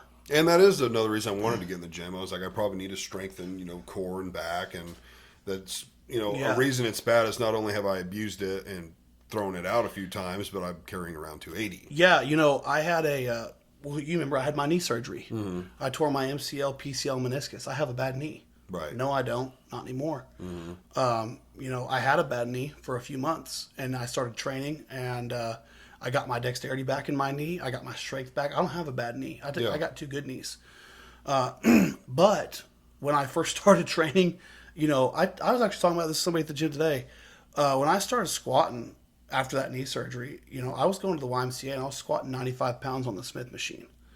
And that's where I started. So I had every right and justification at that point to say, well, I'm not squatting because I got a bad knee. And my mind didn't go there. That's not my mentality. My mentality is what do I need to do so that I can squat? Right. What do I need to do so that I can train legs? And so that's how I would address an injury. If and along the way, I've had so many different injuries, little tweaks here and there. I've had a dislocated rib through powerlifting, and that caused me to not be able to bench. Bench press hurt, incline didn't. But I didn't say, well, I'm not going to bench press. I'm going to incline only. I thought, what can I do to figure out how can I address this issue so that I can get back to bench pressing? Did you not just go ahead and put it back in? I didn't know that's what it was. Oh. So I had the rib out, and I was like, what? Because my shoulder was just hurting. It wasn't even my rib. Like my shoulders were hurting. And I had actually gone to several different people, and because it was a shoulder, nobody ever looked at the rib. And finally, actually, I was at a powerlifting meet, and I went to this guy. I'm like, dude, this is what's going on. He gave me a list of exercises to do. And in hindsight, with some time, he's like, dude, you've got a rib that's not right. And so once we made some adjustments, boom, we were back to bench pressing. But you never had it reset or anything? Yeah, he did. Oh. He did. But that's what I'm saying. Because it was a shoulder, the shoulder was a residual of the rib. So whenever I was going to people, I'm like, hey, my shoulder hurts. So they were looking at my shoulder. And it finally took a couple guys before they're like, hey, but the point is I never stopped addressing the issue. So if you've got a bad back or if you've got back issues, there's some things you can do. So the reason I ask, is it in the center of your back or is it on the sides? If it's on the sides, whether it's upper, mid, or lower, if it's on the sides, very good chance that it is a muscle. Very good chance. almost 100% chance it's a muscle. But when it becomes central to your back, then that's where other things can be going on, bulge discs and stuff like that. Right. So That's what I would lean more towards it is something like that.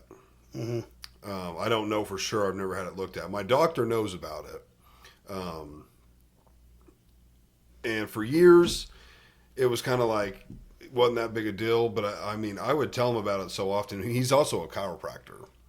And so I get adjusted every time I go to him for just a regular doctor appointment. But he finally understood, like, I was being serious. And so I have muscle relaxers for it. I mean, I don't take them very often. I have to tweak my back for me to want to take them. But so he understands, like, I'm not fooling around.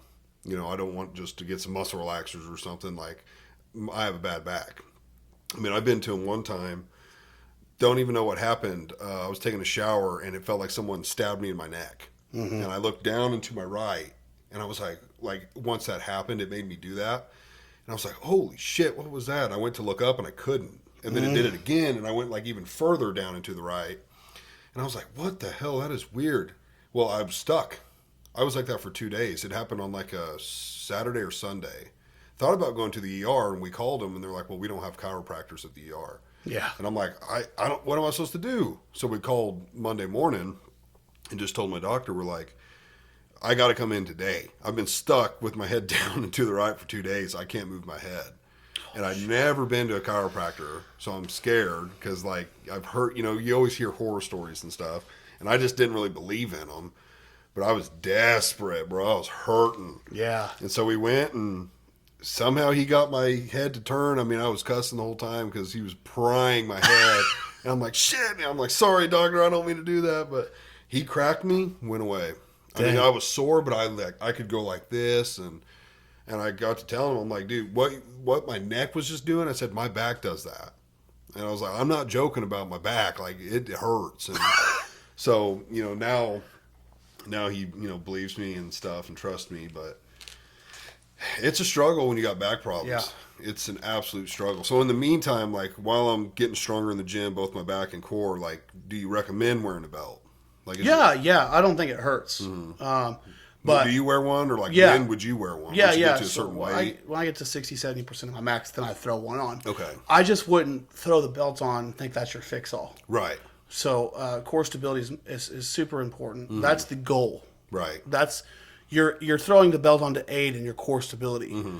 But I'm also an advocate of, you know, there's times I'll squat without a belt because I don't want to rely on the belt. Yeah. I want to maintain to practice. I want to continue to practice core stability through my training. So Yeah, I think if there's days where it's like, hey, we want to go heavier, throw the belt on. If it's like, hey, we want to go lighter, you know, leave the belt off. And if the back feels good after that, then you know you're okay and you can do it again. for sure, But this might sound like a dumb question, but we both got some guts. yeah. When you put the belt on, are you putting it like under your gut, or are you going like in the middle of your stomach? I'm going upper ab. You go upper, okay. I didn't know, because I've seen people wear it to where like it's kind of coming down and like it's under your gut. Yeah. I've seen them up high. I don't know what the difference is. Is it comfortability or? Yeah, just preference. I feel like I can get the most benefit out of the belt when it's at my upper ab. Okay. Yeah. Yeah, I'm probably going to give that a try because it just don't, you know, then you got to go to work and it's like you don't want to compromise anything at work either. So, The struggle's real. yeah, the struggle's real. So, but I'm trying to think if there's anything else. You got anything else? I think I brought up everything. There was the strongman. I wanted to hit on that. It's definitely good to be back in the gym. Like, Yeah. I hadn't been in the gym for,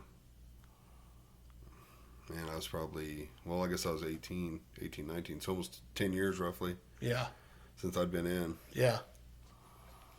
Which is crazy because, I mean, I remember from high school and then or a little bit of college, like, loved it. Yeah. Yeah. Loved it. Just, yeah. I guess life, I don't know, just quit going. Yeah. And that happens.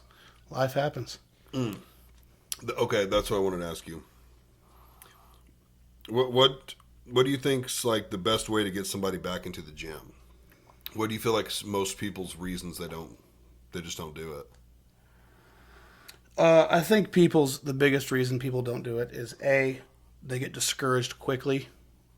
and B, they claim to not have the time.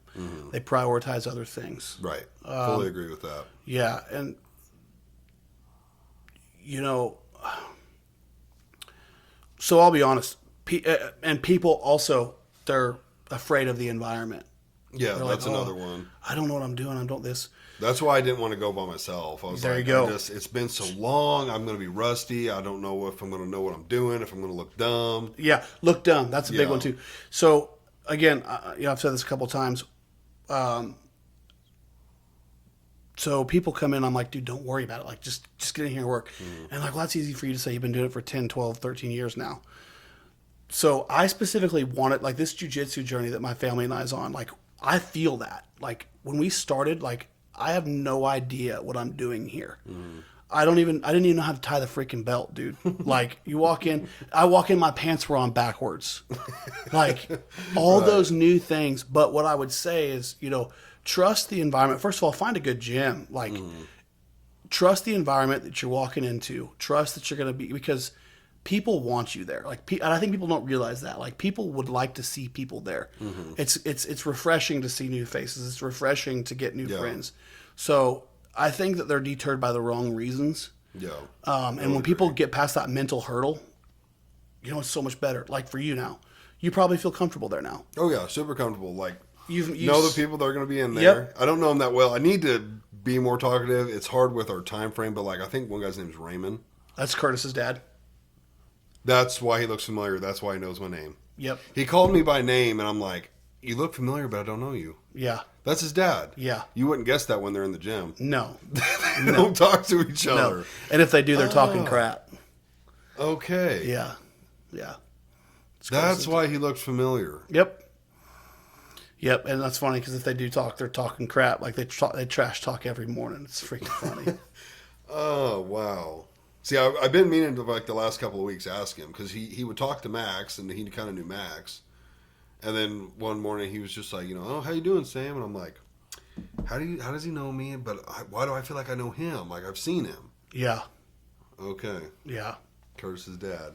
Yeah, shit, wouldn't have guessed that because yeah, dude, they don't talk or nothing. They do, and they're freaking funny too. I like the both. Well, they actually work together too. Yeah, Curtis told me that when I seen him last time, but yeah.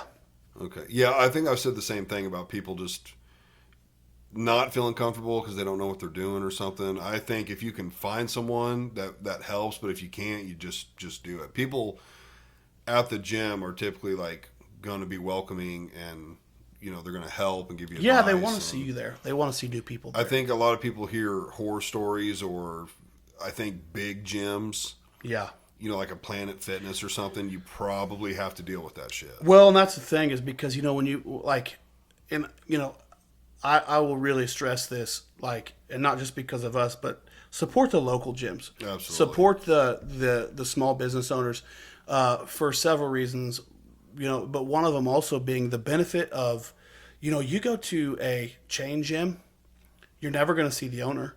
You're never going to, there's never going to be a personal relationship with anybody there. Mm-hmm. And again, you go to a chain gym where they're pumping 1,200 members through a month. You might not see the same person, but if you can find a small mom and pop gym, they might have 200 to 400 members. You're going to see the same faces over and over again. You're going to build relationships. And ultimately, like, relationships are what keeps people coming back. Mm-hmm. Community. Yeah. Things like that. So my encouragement is to get out, find people, ask questions, and when you start to do those things, you start to see the same people and stuff, then it becomes like, hey, this is part of my routine. Again, going back to when it's a lifestyle, it becomes easier. Mm-hmm. So. Yeah, this past week, Raymond and I think Juan, Juan goes to St. Peter and Paul, and we've been going out there. Yeah. And he's like, you're Sam, right? I'm like, yeah. I'm thinking he looks familiar too. And he's like, I see you at church. I'm like, oh, that's right. That's where I see you at. And like this week, I think both of them said bye, and I was like, "Yeah, see you guys tomorrow." Yeah, they're going to be there. You're going to be there. You already know that. Yeah, like, they're there every morning. So are we. Yeah. So it is pretty cool to start seeing that and developing friendships and stuff. And you start to get to know people. You work with people. like I'll go, like I said, whenever we travel, we go on vacation or we do some kind of traveling, and we go like I'll find these big chain gyms and stop in for a day or something like that. Because again, a lot of times the mom and pop ones, you can't get a hold of the owners because they're working full time. Right. But you go to these chain gyms and you get a drop in, and you know, people just have their headphones in. They don't talk. They're not there to talk. They're there to do their thing and get the heck out, and they'll probably never see you again. Right. And they don't care. People, you know, it's just different. It's a different vibe. Well, plus a lot of which I guess I need to ask you. I'm respectful, so I don't like slam weights or anything. But the chain gyms have like something called like a lunk alarm or something, where if you get too loud or slam Yeah, shit, Planet Fitness does. yeah, you know, you can get kicked out and all Yeah. that. But now at your gym, people have slam weights, not violently, and I typically never try to do that. I don't really do that. But I mean, what's the rule there with that? So basically, at the gym, we only have two rules: respect people, respect the equipment. And you can be rough on gym equipment, but still respect it. Right. So, you know, if you're pushing your body to a maximal effort and you're grinding through that last set, like, probably not going to be able to set that down lightly. Right. If you're doing a maximal effort deadlift and you pull, you know, it doesn't really matter what the weight is. If it's maximal to you, it's heavy. If you do a maximal effort deadlift, like, you're probably putting yourself at greater risk for setting that down lightly Then just dropping it. versus just dropping it. Right. So, Well, do you guys have rubber weights in the back for deadlift? no, but in the powerlifting room, Right. it's all rubber. There's a platform, Oh, okay. and the platform's got 3/4 inch plywood covered with 2 layers of 3/4 inch stall mats. So you're not gonna, and they're cast iron weights. Okay. So there's really nothing you can hurt there.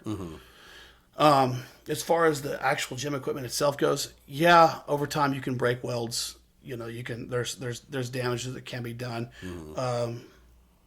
A lot of our stuff is, again, we talked about, you know, nostalgic and stuff. So if it's broke, it's harder to replace. But again, you can train hard, not set everything down like it's your grandmother's china plate. You know, you can still respect the equipment without having to, and that's, you know, like, there's been, you know, abusive equipment, because that's the thing, it was respect people, respect equipment. Abusive equipment could literally be leaving all your weights on it, you know, Right. and we see a lot of that. And, you know, a lot of that's just gym etiquette that people aren't trained up to. Again, that's something that'd be rectified if we had somebody there full time. Because sometimes people just like, dude, I've gone on, like, I've told people, I'm like, hey, and I tell other members, I'm like, hey, if you see somebody leaving their weights out, like, say something to them. You're like, because the gym, you know, the way that we view the gym is, you know, yeah, our name's on all the paperwork, but it's everybody's gym. Like, people say, well, it's our gym. Well, no, like, if we don't have members, it's not going to be our gym. Right. You know, and Right. when people pay a membership, like, they're paying for their piece of that. So I'm like, if you don't like the way somebody's treating something, go tell them, hey, man, like, respectfully, please don't do that. Hey, Yeah, man, respectfully, Because please. I'm using these too. Yeah, please put your weights up, because I don't want to pick up after you. I will say everyone in the morning puts their weights up. The morning crowd's good. The morning crowd is really good. You get to, but they're all seasoned lifters. Like Raymond, all those guys. Everybody in the morning has been in the gym for years. You know, when you get into like the afternoon and evening folks, there's some people there. And again, I've talked to some people. I'm like, hey, can you put your weights back? And they're like, oh, I didn't even think about it. Well, they've never been taught. Right. You know, like for me, like I trained with enough people that if I ever left my weights out, like I trained with a guy for a while, like he would get pissed off and yell at you if you left. Like you learned real quick, like don't leave your weights out in his gym. And I learned that. So a lot of people just truly haven't learned that. Yeah, they're just ignorant to it. Yeah. Doing it So on there purpose. there is a phase where you teach people. Yeah. You teach people gym etiquette, and you know, we encourage that. We encourage to teach people gym etiquette. So. Now, you know, Ian is paying for mine, right? Yeah. Okay. Yeah. I've seen you a couple times, and I'm like, I hope he knows I'm paying for this. Yeah. No, Ian told me that whenever you guys signed up. Yeah, So you he guys signed were- up some Yeah. family. But that's thing or another something. thing too. Like when you go back to those things, like, because people don't understand, like, when you find mom and pop places like that right there, they'll work with you. Like chain gyms won't do that. Right. You know, we've even had people come in, like my partner and I were talking yesterday. We've had people come in, they're like, hey, I want a gym membership, but I flat out can't afford it. Okay, well, what can you do? Can you commit to coming in and mopping the floors once a week? Can you make a commitment to, you know, if you, like, we will help you. Like, can you commit to after every workout, will you go through and make sure that all the toilet paper is like, Right. these are things that, like, mom and pop gyms will work with you on Yeah. that a chain gym won't. Right. Yeah. They don't care. They Yeah. don't care about you. Yeah. Like if you walk into a chain gym and say, hey, I want a membership, but I can't afford it, they're going to say, too bad. You know, we've gotten people that have come in from chain gyms and they're like, hey, you know, I'm here because this chain gym ticked me off because this is how they treated me, X, Y, and Z, because they went by the policy and the procedure in their handbook. And it's like, well, our handbook is our discretion. So what's going on? Right. You know, you get people that come in and they're like, hey, just all, you know, every situation is, there's no handbook. Because people are people. And, you know, you have to address each person with their own set of, what, like Ian and you guys, you know. Yeah. All these things can be addressed differently, but not when you're at a chain. You know? Yeah. They take, I don't know. I wouldn't want to go to a chain. Right. And so it's, like I said, it's just different. And that's why I encourage people, like, and it's not just like, this is a small business talk. Like, this isn't just an Unbreakable Strength and Fitness. This is like, when you have small businesses, like, you know, the stress that is like, and fortunately for us, like what I will say, fortunately for us, we don't rely on the income of the gym for our lifestyles. Right. You know, we all work full time. My wife works, I work, my partner's wife works, and he works. So like we all work. So like I'll tell you right now, if we didn't have the gym, our lifestyles isn't changing. Right. You know, it's not affecting our lifestyle. And we're pretty open with people about that. You know, people are pretty quick to be like, oh, you know, business owner, they've got all, it's like, no, like it's a gym. Like we don't own a bank. We don't have a freaking fast food, you know, and I don't know what other businesses are lucrative, but anyways, what I'm getting at is, you know, business owners, small business owners, like when something detrimental happens, a storm comes through, COVID, I mean, all these things, and they have to shut down, or it's something that can affect their, like the stress that they have, like people have no idea. Oh, yeah. So I encourage people, you know, support your small business owners if it, you know, within reason. You know, like there's been times where, you know, I recently I purchased a gun safe, and it was between two small business owners. The first guy was awesome, and he shared his product with me, and we discussed it, etc. And then I talked to the others, and he spent the most time with me and educated me. Then I called the other small business owner just to kind of see what his inventory looked like. And dude, he was $2,000 cheaper. So it's like, I can't support, like, dude, like $2,000 is like too big of a difference. You know what I mean? Oh, yeah. So, you know, there comes a point where but if it's like, hey, I'm $10 more. Right. You know, no problem. Yeah. But again, that's a small business talk. So, oh, no. Yeah, that's true to every day. That's just like, you can't, it's hard to go to a small town grocery store and justify spending $150 when you could have got a lot more at Walmart. Yeah. You know, people hate Walmart. We don't like going to Walmart either, but there's certain times where it's like, there's certain times where you can't justify it. Yeah, but if you can go to a small town grocery store and get what you need and only pay $10 more, it's a different story. Yeah. But yeah, you start getting to $100, $150, $200, like that's, your family can use that much more, you know, so there is a discretionary point there. Right. To be made. You know, like for us, we aren't the cheapest gym in town. And people, well, you know, I had a guy walk in one time and he said, well, what's your membership? And I told him it's $35. Well, I can go over here and get one for $24. Well, then you might want to go over there and get it for $24. I don't know what to tell you. Yeah, like that, like, because at the end of the day, like I said, well, what are you paying for? You know, what do you want? Because here you're going to get a totally different setup. Right. You know, so, but yeah, that's a whole different tangent. So, man, there was one more thing I just wanted to bring up, and I lost it because we were talking about that. I don't even know if it had something to do with the gym. Oh, you mentioned you had wanted to do a podcast or something. Yeah, for sure. So this is pretty cool to get started or to do this because, you know, we want to get started. So basically, what we want to do is, or I want to do is, so life under the, basically what it would be about is life under the upper room. So as a Christian, like, we're called to be in the world, but not of the world. Yep. Well, how do you do that, right? Like, It's tough. because you can still have conversations like this, like, because life under the upper room, when you think about Christians, like they just talk about church and stuff. Well, guess what? Church is for an hour, one day a week. What about the rest of the week that you do? Who do you encounter? And how do you, as Christians, how do we interact with people that don't have the same belief systems as us? A lot of times people will just throw them to the wayside or walk away. Well, I think we're still called to, we certainly have to coexist with them, So the direction that I want to go is, how does a Christian maintain his lifestyle in this world, but not of the world? Yeah. So that's kind of the direction that I want to go with mine. Would it just be you? No, actually, I've got a couple buddies that want to. That.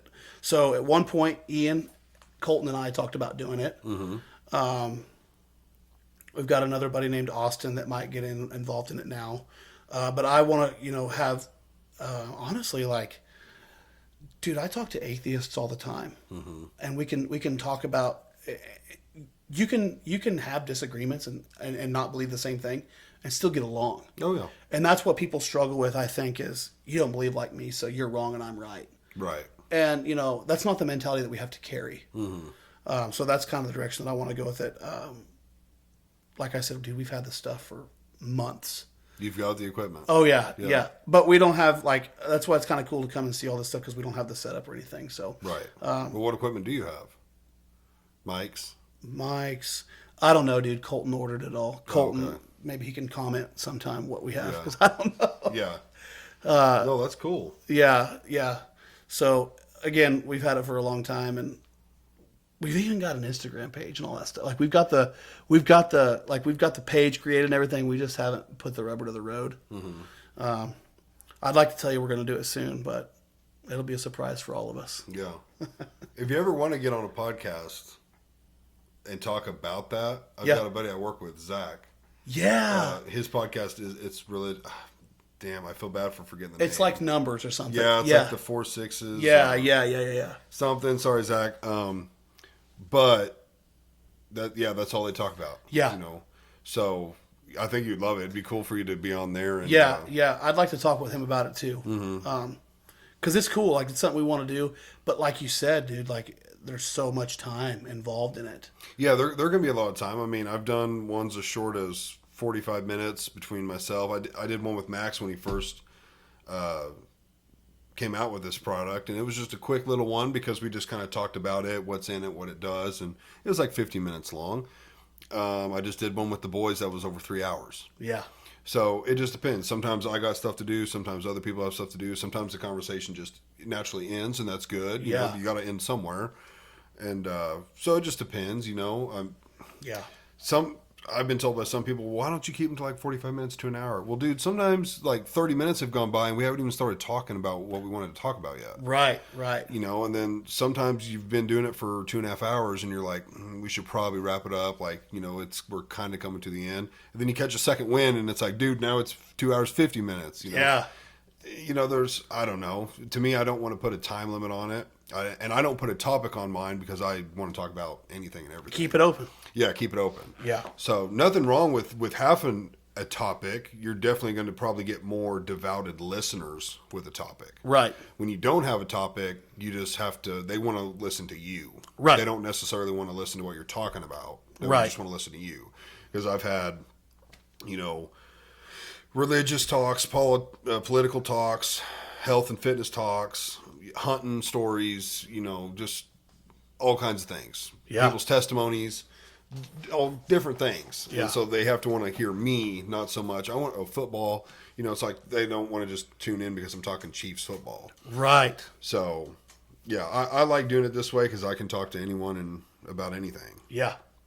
But yeah, that sounds exciting. Yeah. You have to come on and promote it like when Yeah, we will. And again, it's, there's still some structural things I want to get nailed away with it or Yeah. squared away with it. But If you ever do it, I'd want to come on too. Cause yeah, dude, for there's- sure. You know, I'm a Christian, and now you grew up Catholic, Yeah. and now you're. Some people don't like it. I differentiate Catholics and Christians. Right. And honestly, I've asked Catholics this before, and I've also seen it like on interviews and stuff. They'll be like, "Well, you're Christian, right?" "No, I'm Catholic." Yeah. Okay, like Yeah, you yeah, should yeah, yeah. consider yourself a Christian, Yep. but I don't consider them the same. I Right. think they follow Christ, but they're so different Right. in their practices. There's sure. Catholics, there's Christians, and then you got all the weird ones, Mormons, Jehovah's Witness. Jehovah's and all Witness, that, yep. all that kind of stuff. But and even within the Christian churches, you know, that's why I don't consider myself real religious. I don't like the politics of churches. Right. If I had to go to church, it'd just be like non-denominational. Yeah. Like I just want to hear the word And that's it. and Jesus' teachings and followings, and the politics are what I don't like. Yeah. But yeah, my biggest thing that I like to bring up, and I don't like bringing it up with people that are shaky in their faith, because it can lead you down a road of, yeah, that's a good question. But the topic I always like covering and hearing people's inputs, and I'd love to come on this pod when you do it and when we talk about it more in depth. But if God is all knowing, and assuming He's all knowing, why would He have ever started this in the first place? If He knew, you know, Eve was going to eat the apple and sin and cause all of this bad stuff. We're talking, you know, people dying in car accidents, children getting cancer, you know, all the bad things that happen in the world, all the evil that there is. Yep. If He knew that was going to happen, why did you even start it in the first place? If you knew more people were going to go to hell than go to heaven, if you knew people were going to suffer, why didn't you, you know, why would you have even done it? Yeah. And I love that question. And again, if you think about it, it's like, it's like, why would you have done it? We don't know.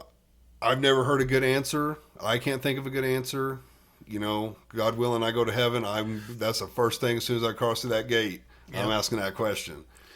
But it's a topic I like to hear people think on. And Yeah, and that's a big topic. That's a big topic because that's like, you know, you start talking about things that happened before Adam and Eve at that point. right, You know, you start talking about, you know, when Lucifer was cast out. right, You know, that specific question reaches depths back to then. yeah. Because You know. if you had to cast him out, why didn't you just destroy him? Right.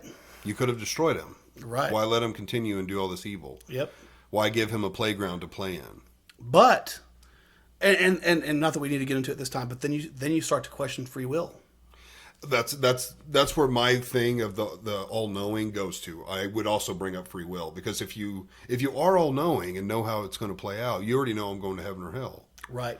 So why did I have to suffer through this life, good or bad, to go to a place you already knew I was going to go to? And did I really have free will if you knew I was going to go there? Yeah. And I've been told, well, God gives you multiple times of crossroads whether you go left or right, and it's like, well, I never had a choice to go left or right. He knew I was going to go left, then go right, then go right, then go left. Right. So that theory of the crossroads is not free will. Yeah. Because he still knew I was going to end up here versus here. Yep. So yeah, it's a hell of a topic I like to discuss. It really is, because I like hearing people's answers. I've never heard of one fully where I'm like, that makes sense. Because And I will I'll caution you, you won't. yeah, I know. That's Yeah. how I look at it. Yeah. I just have my own theory of there's not. Yeah. You know, there's really not one that we know and can say that's probably why. So basically where you end up is obviously predestination. Right. You know, you end up in that area. And I had a friend of mine who was actually going to school to be in apologetics. He wanted to be an apologist, which I don't know if you know what that is. I don't. So basically they debate Christianity. So you've seen the things online where the guy's standing there and it's like, well, where did this come from? And he goes on down a scientific spill or a historical spill or something about those. And he defends the faith to a board of non-believers or atheists. That's apologetics. He's an apologist.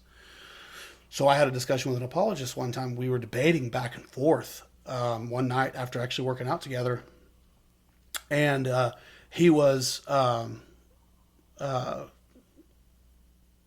endorsing the idea of predestination, and then we get into free will, and so we start, and boom, just scripture back and forth for 3 hours. And I finally closed my book and I said, it's time to agree to disagree. Right. Because ultimately, what somebody like you and I have to come to terms with is this doesn't matter. Right. It does. It does, and we want that answer. Mm-hmm. But at the end of the day, what matters is, do you have salvation? You believe so. Do I have salvation? I believe so. Mm-hmm. Okay, let's go save a lost and dying world. Right. Screw this this other crap. Again, it's going to be a fun conversation for a podcast. Mm-hmm. It's going to be a fun, and that's what I would call Christian talk. Yeah. Because we don't want to, I'm not going to have this conversation with a non-believer. Or if I do, Mm-hmm. it's somebody that knows the Bible and's chosen not to believe in it, but they're versed. Yeah, they're still informed and could debate. Yeah, for sure. But those are fun conversations. Yeah, for I sure. don't bring it up with non-believers because I'm like, I don't want you to, think that way and then go the opposite way, like run from Christianity. Yeah. I normally only bring it up with people who are like stout in their faith. 'Cause Yeah, and they can take it. It can shake you. Yeah. If you start questioning things. Yeah, If yeah, you really yeah, start yeah. questioning a lot of it. Yeah. That's why it all goes back to it's faith-based. Yep. Gotta have faith. If you Yep. don't have faith, it doesn't quite work. Yeah. So that's, at the end of the day, I'm just like, well, I've got faith and, that's what matters. I want answers to that question, but ultimately, You're willing you'll to either- accept that you won't. Yeah, you won't. And hell, you might never. Yeah. You might get into heaven and not care, or he might not tell you. So it might be like, but you don't need to know. Yeah. It's top secret. Yeah. So, let me know when you guys do that. I'll absolutely come on. So Yeah, I'm for glad sure. you came on today and got to kind of see how at least mine works. Yeah. And, Yeah. And I would like to say one last thing. I have tried the pre-workout from Max. I know that he's trying to push that out there. Yeah. And for the people that are listening, I think it's a great pre-workout. I really do. And I'm not just saying that. I've gone through so many different pre-workouts. And it's a good, clean energy. it is. It's I've taken pre-workouts that have so much caffeine in them that you feel jittery, that you get. I've even taken pre-workouts where I got cold chills. right. I've taken so many different things. You get the itchy. The itchy. Yeah. And this one is truly a good, clean feel. It is. It's clean. You don't have any of that, like you said, the jitteriness from the caffeine, the itchiness. When I take it before I leave, by the time I get to the gym, I am literally just I'm wide awake. Like a lot of his things are focus based, and you're dialed in. Yeah. I actually took it right before you came over because I was just tired this morning. Went to bed late. Was juggling the girls all morning, and I was like, I'm feeling kind of tired. Took me a scoop, and now I've just been Good since. I've been good ever since. Yeah. The next thing I'm just looking for what's to come out of his line. Yeah, so he's working on some new stuff. I'm not going to say it on the pod yet because I was kind of told not to. There's certain people I can tell, but I'm not just going to put it out there. Yeah. You already know about it. I'm glad you said that because I'm not. I know. I was like, I got to stop him before he says it. He is now a sponsor of the pod. This is actually the first episode. Yeah, and that's why I seen that this morning. I think you posted that today. Yesterday. Because I just seen it, so I wanted to bring it up. That again, I really want to stress that support local. The dude's making it right here in Monette. Yes. And it's not I'll stand behind it and say he's not making junk. It's good stuff. It's a good pre-workout. Like I said, I've used stuff all the stuff on the shelves of 5-star S2 supplement superstores, and this stuff's good. I like it. I'm actually going through my second tub of it right now. So, Are you? Yeah. It's good stuff. The grape and the watermelon, it's good. I literally take it every morning before I work out. On mornings where I'm just kind of slugging and not feeling too energetic or something, I take it then. The pre-workout, baby. The pre-workout, like literally, if you're wanting to get away from energy drinks or something, it's really good stuff. Yeah, so. and I would have, but I've had one scoop this morning for my workout, so I had to go. Right. I mean, I think he's even told some people like if it's too much for you, like you can take half scoop. Yeah. So, and I know guys at work that take 2 scoops. So. Yeah. So it's just what how your body responds to it. But yeah, this is actually the first episode that it's out on the table. I've recorded one Nice. that I released Friday, which this is coming out weeks from now. But Yeah. that was just kind of an announcement that we partnered up, and Yeah. That's so cool. He's now the sponsor. So Yeah, it's cool. It's good stuff. I would encourage anybody to give it a try because, like I said, it's if you buy this stuff, you're getting it local. And one thing that he told me was cool is he'll hand deliver it. yes, yeah. I mean, if you're local, around the Monette area and surrounding areas, like he can bring it to you. He can meet up with you. You can kind of get around like the shipping. Yeah. So if you're watching this, use code Grizz if you get it online, or if you even meet him or hit him up on Facebook or something, just tell him Grizz sent you. Like it'll kind of, it lets him know that people are seeing it and hearing about it through the pod. Yeah. And so it helps us both. So if you see it here and you buy it in person, you buy it online, you hit him up on Instagram, Facebook, whatever, tell him Grizz sent you. So Yeah. thank you for bringing it up for me too. Yeah, It's very good stuff. exciting to have a sponsor. Yeah, dude, It's the that's first cool. one, so That's cool. it's pretty neat. But yeah, definitely when you guys start yours, I want to come out. Yeah, for sure. I will. I Yeah. will. Maybe have you said it's going to be like 4 or 5 of you. So I don't know the dynamics of that yet. Yeah. I don't know. That's still to be worked out. I don't know if we're gonna. Some people, I don't know the dynamics of that yet. Mm-hmm. But there's certainly 3 or 4 of us that are interested in doing it. So Yeah. yeah. Well, and if tell you what, if those 3 or 4 want to come here, Yeah. like before you guys start and you want to get a feel for it, because Yeah. here's what I'm going to say: your first episode, for me for sure, and I feel like from other people I've talked to, it's awkward, And rough. it's rough. Yeah. Yeah. You haven't nailed down your lighting, your camera angle, your seating. People get weirded out when you throw the headset on and you got the microphone and the camera. And I've tried telling people and I felt weirded out the first handful of them. It was just weird, especially the first one, bro. I felt so weird because I'm like, I'm not this influencer, YouTube type guy. Like Yeah. it's so out of my league. But I got comfortable with it, and it was like, I'm not that guy. Yeah. I'm just having a conversation with Yeah, someone. yeah, We just so yeah. happen to be recording it. Yeah. Yep. So once you can get into that mentality, it's really not hard. Yeah. For sure. And you can do things that make you feel more comfortable. Like now I'm shooting intros where I announce the guest, and I'll be announcing the sponsor. I used to kind of do that off the get-go, but then it made for like I have to start here, whereas when I go to edit this, I can just kind of start wherever. Yeah. And then it made me feel weird, and I felt weird for the other person when I'd be like, today's guest is Joe Abramovich, and you're sitting right here. I was like, I don't want them to feel weird. I don't want to feel weird, so I'll just do it before. An intro. Yeah. Do an intro before, and then we can just kind of pick our conversation up wherever Yeah. it starts. Yep. So once you do a handful of them, you'll see what you like, don't like, what you. And need that's to pretty cool. adjust. I actually that's a really good pointer right there to do an intro, start the conversation, and then just boom, bring the podcast. Yeah, and again, I gathered that from Rogan. Yeah. And I've gathered it from Theo Vaughn. Theo Vaughn does his intro before the guest. Yeah. Rogan doesn't even do anything. Of course, he doesn't really need to. But his conversation just picks up, man. Boom, here we are. Yeah, there they are. Because Yeah. some people are like, "Are we recording?" He's like, "Yeah, bitch, we've been recording." And they're like, "Oh, we didn't know we were recording." He's like, "Yeah." Yeah, that's cool. And then Theo does his intro before, but Theo's kind of a weird guy, and so I think he gets uncomfortable in front of people doing that, and so he just does them before. So Yeah. I watch a lot of podcasts. I've taken things from theirs, and put a spin on it or whatever feels comfortable for me and what I like, but. I feel like if you guys want to have like that topic I brought up, I think that'd be a good one. Or if you wanted to do something, but y'all wanted to kind of get the butterflies out, come on here. Yeah. Because I can have 4 or 5 people on. We split the mics up long ways. Yeah, and- that would be cool. And we've got this one of our buddies, his name's Austin, and he's actually back. He's only been out of the Marine Corps for about 6 months, maybe a little longer. So he's settling in, and he'd be a good one to have on too, because I've wanted to have some military guys on. Yeah, he'd be a good one. He'd be a good one. I'm gonna have to get him on too. Yeah, I'll send him your information. Matter of Okay. fact, I think he called me while we were in this podcast. Yeah, did he? Yeah, I think he did. Yeah, because I'd like to have a military guy on. I got one at work too, but yeah, I'd like to have some military stories and stuff. Yeah, for sure. Okay. Well, let's do it. Whenever you guys get started or want to come on here, Yeah. let's do one. Yeah, do let's each do it. other's or something. So. Yeah, let's do it.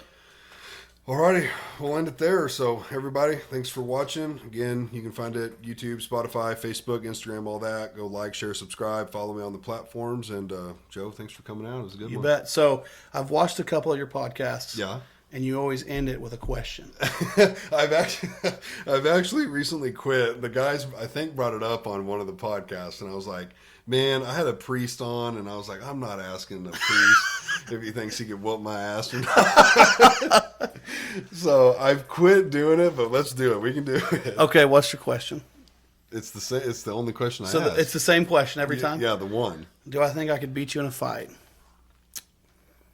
I think if I could get a hold of that beard, I could. Oh, that's cheating. That's straight up Hey, cheating. it's whatever. That's street fight. However you can do it, right? However you can do it. That's all that matters. So Good. So, yeah, that was cool. But I appreciate you having us on, or having me on. It's been fun. It's cool. Good conversation. Love the podcast. Love the sponsor. So Yeah, absolutely. Thank you. Thank you you very bet. much. You bet. All right, guys. Thanks for watching. Peace.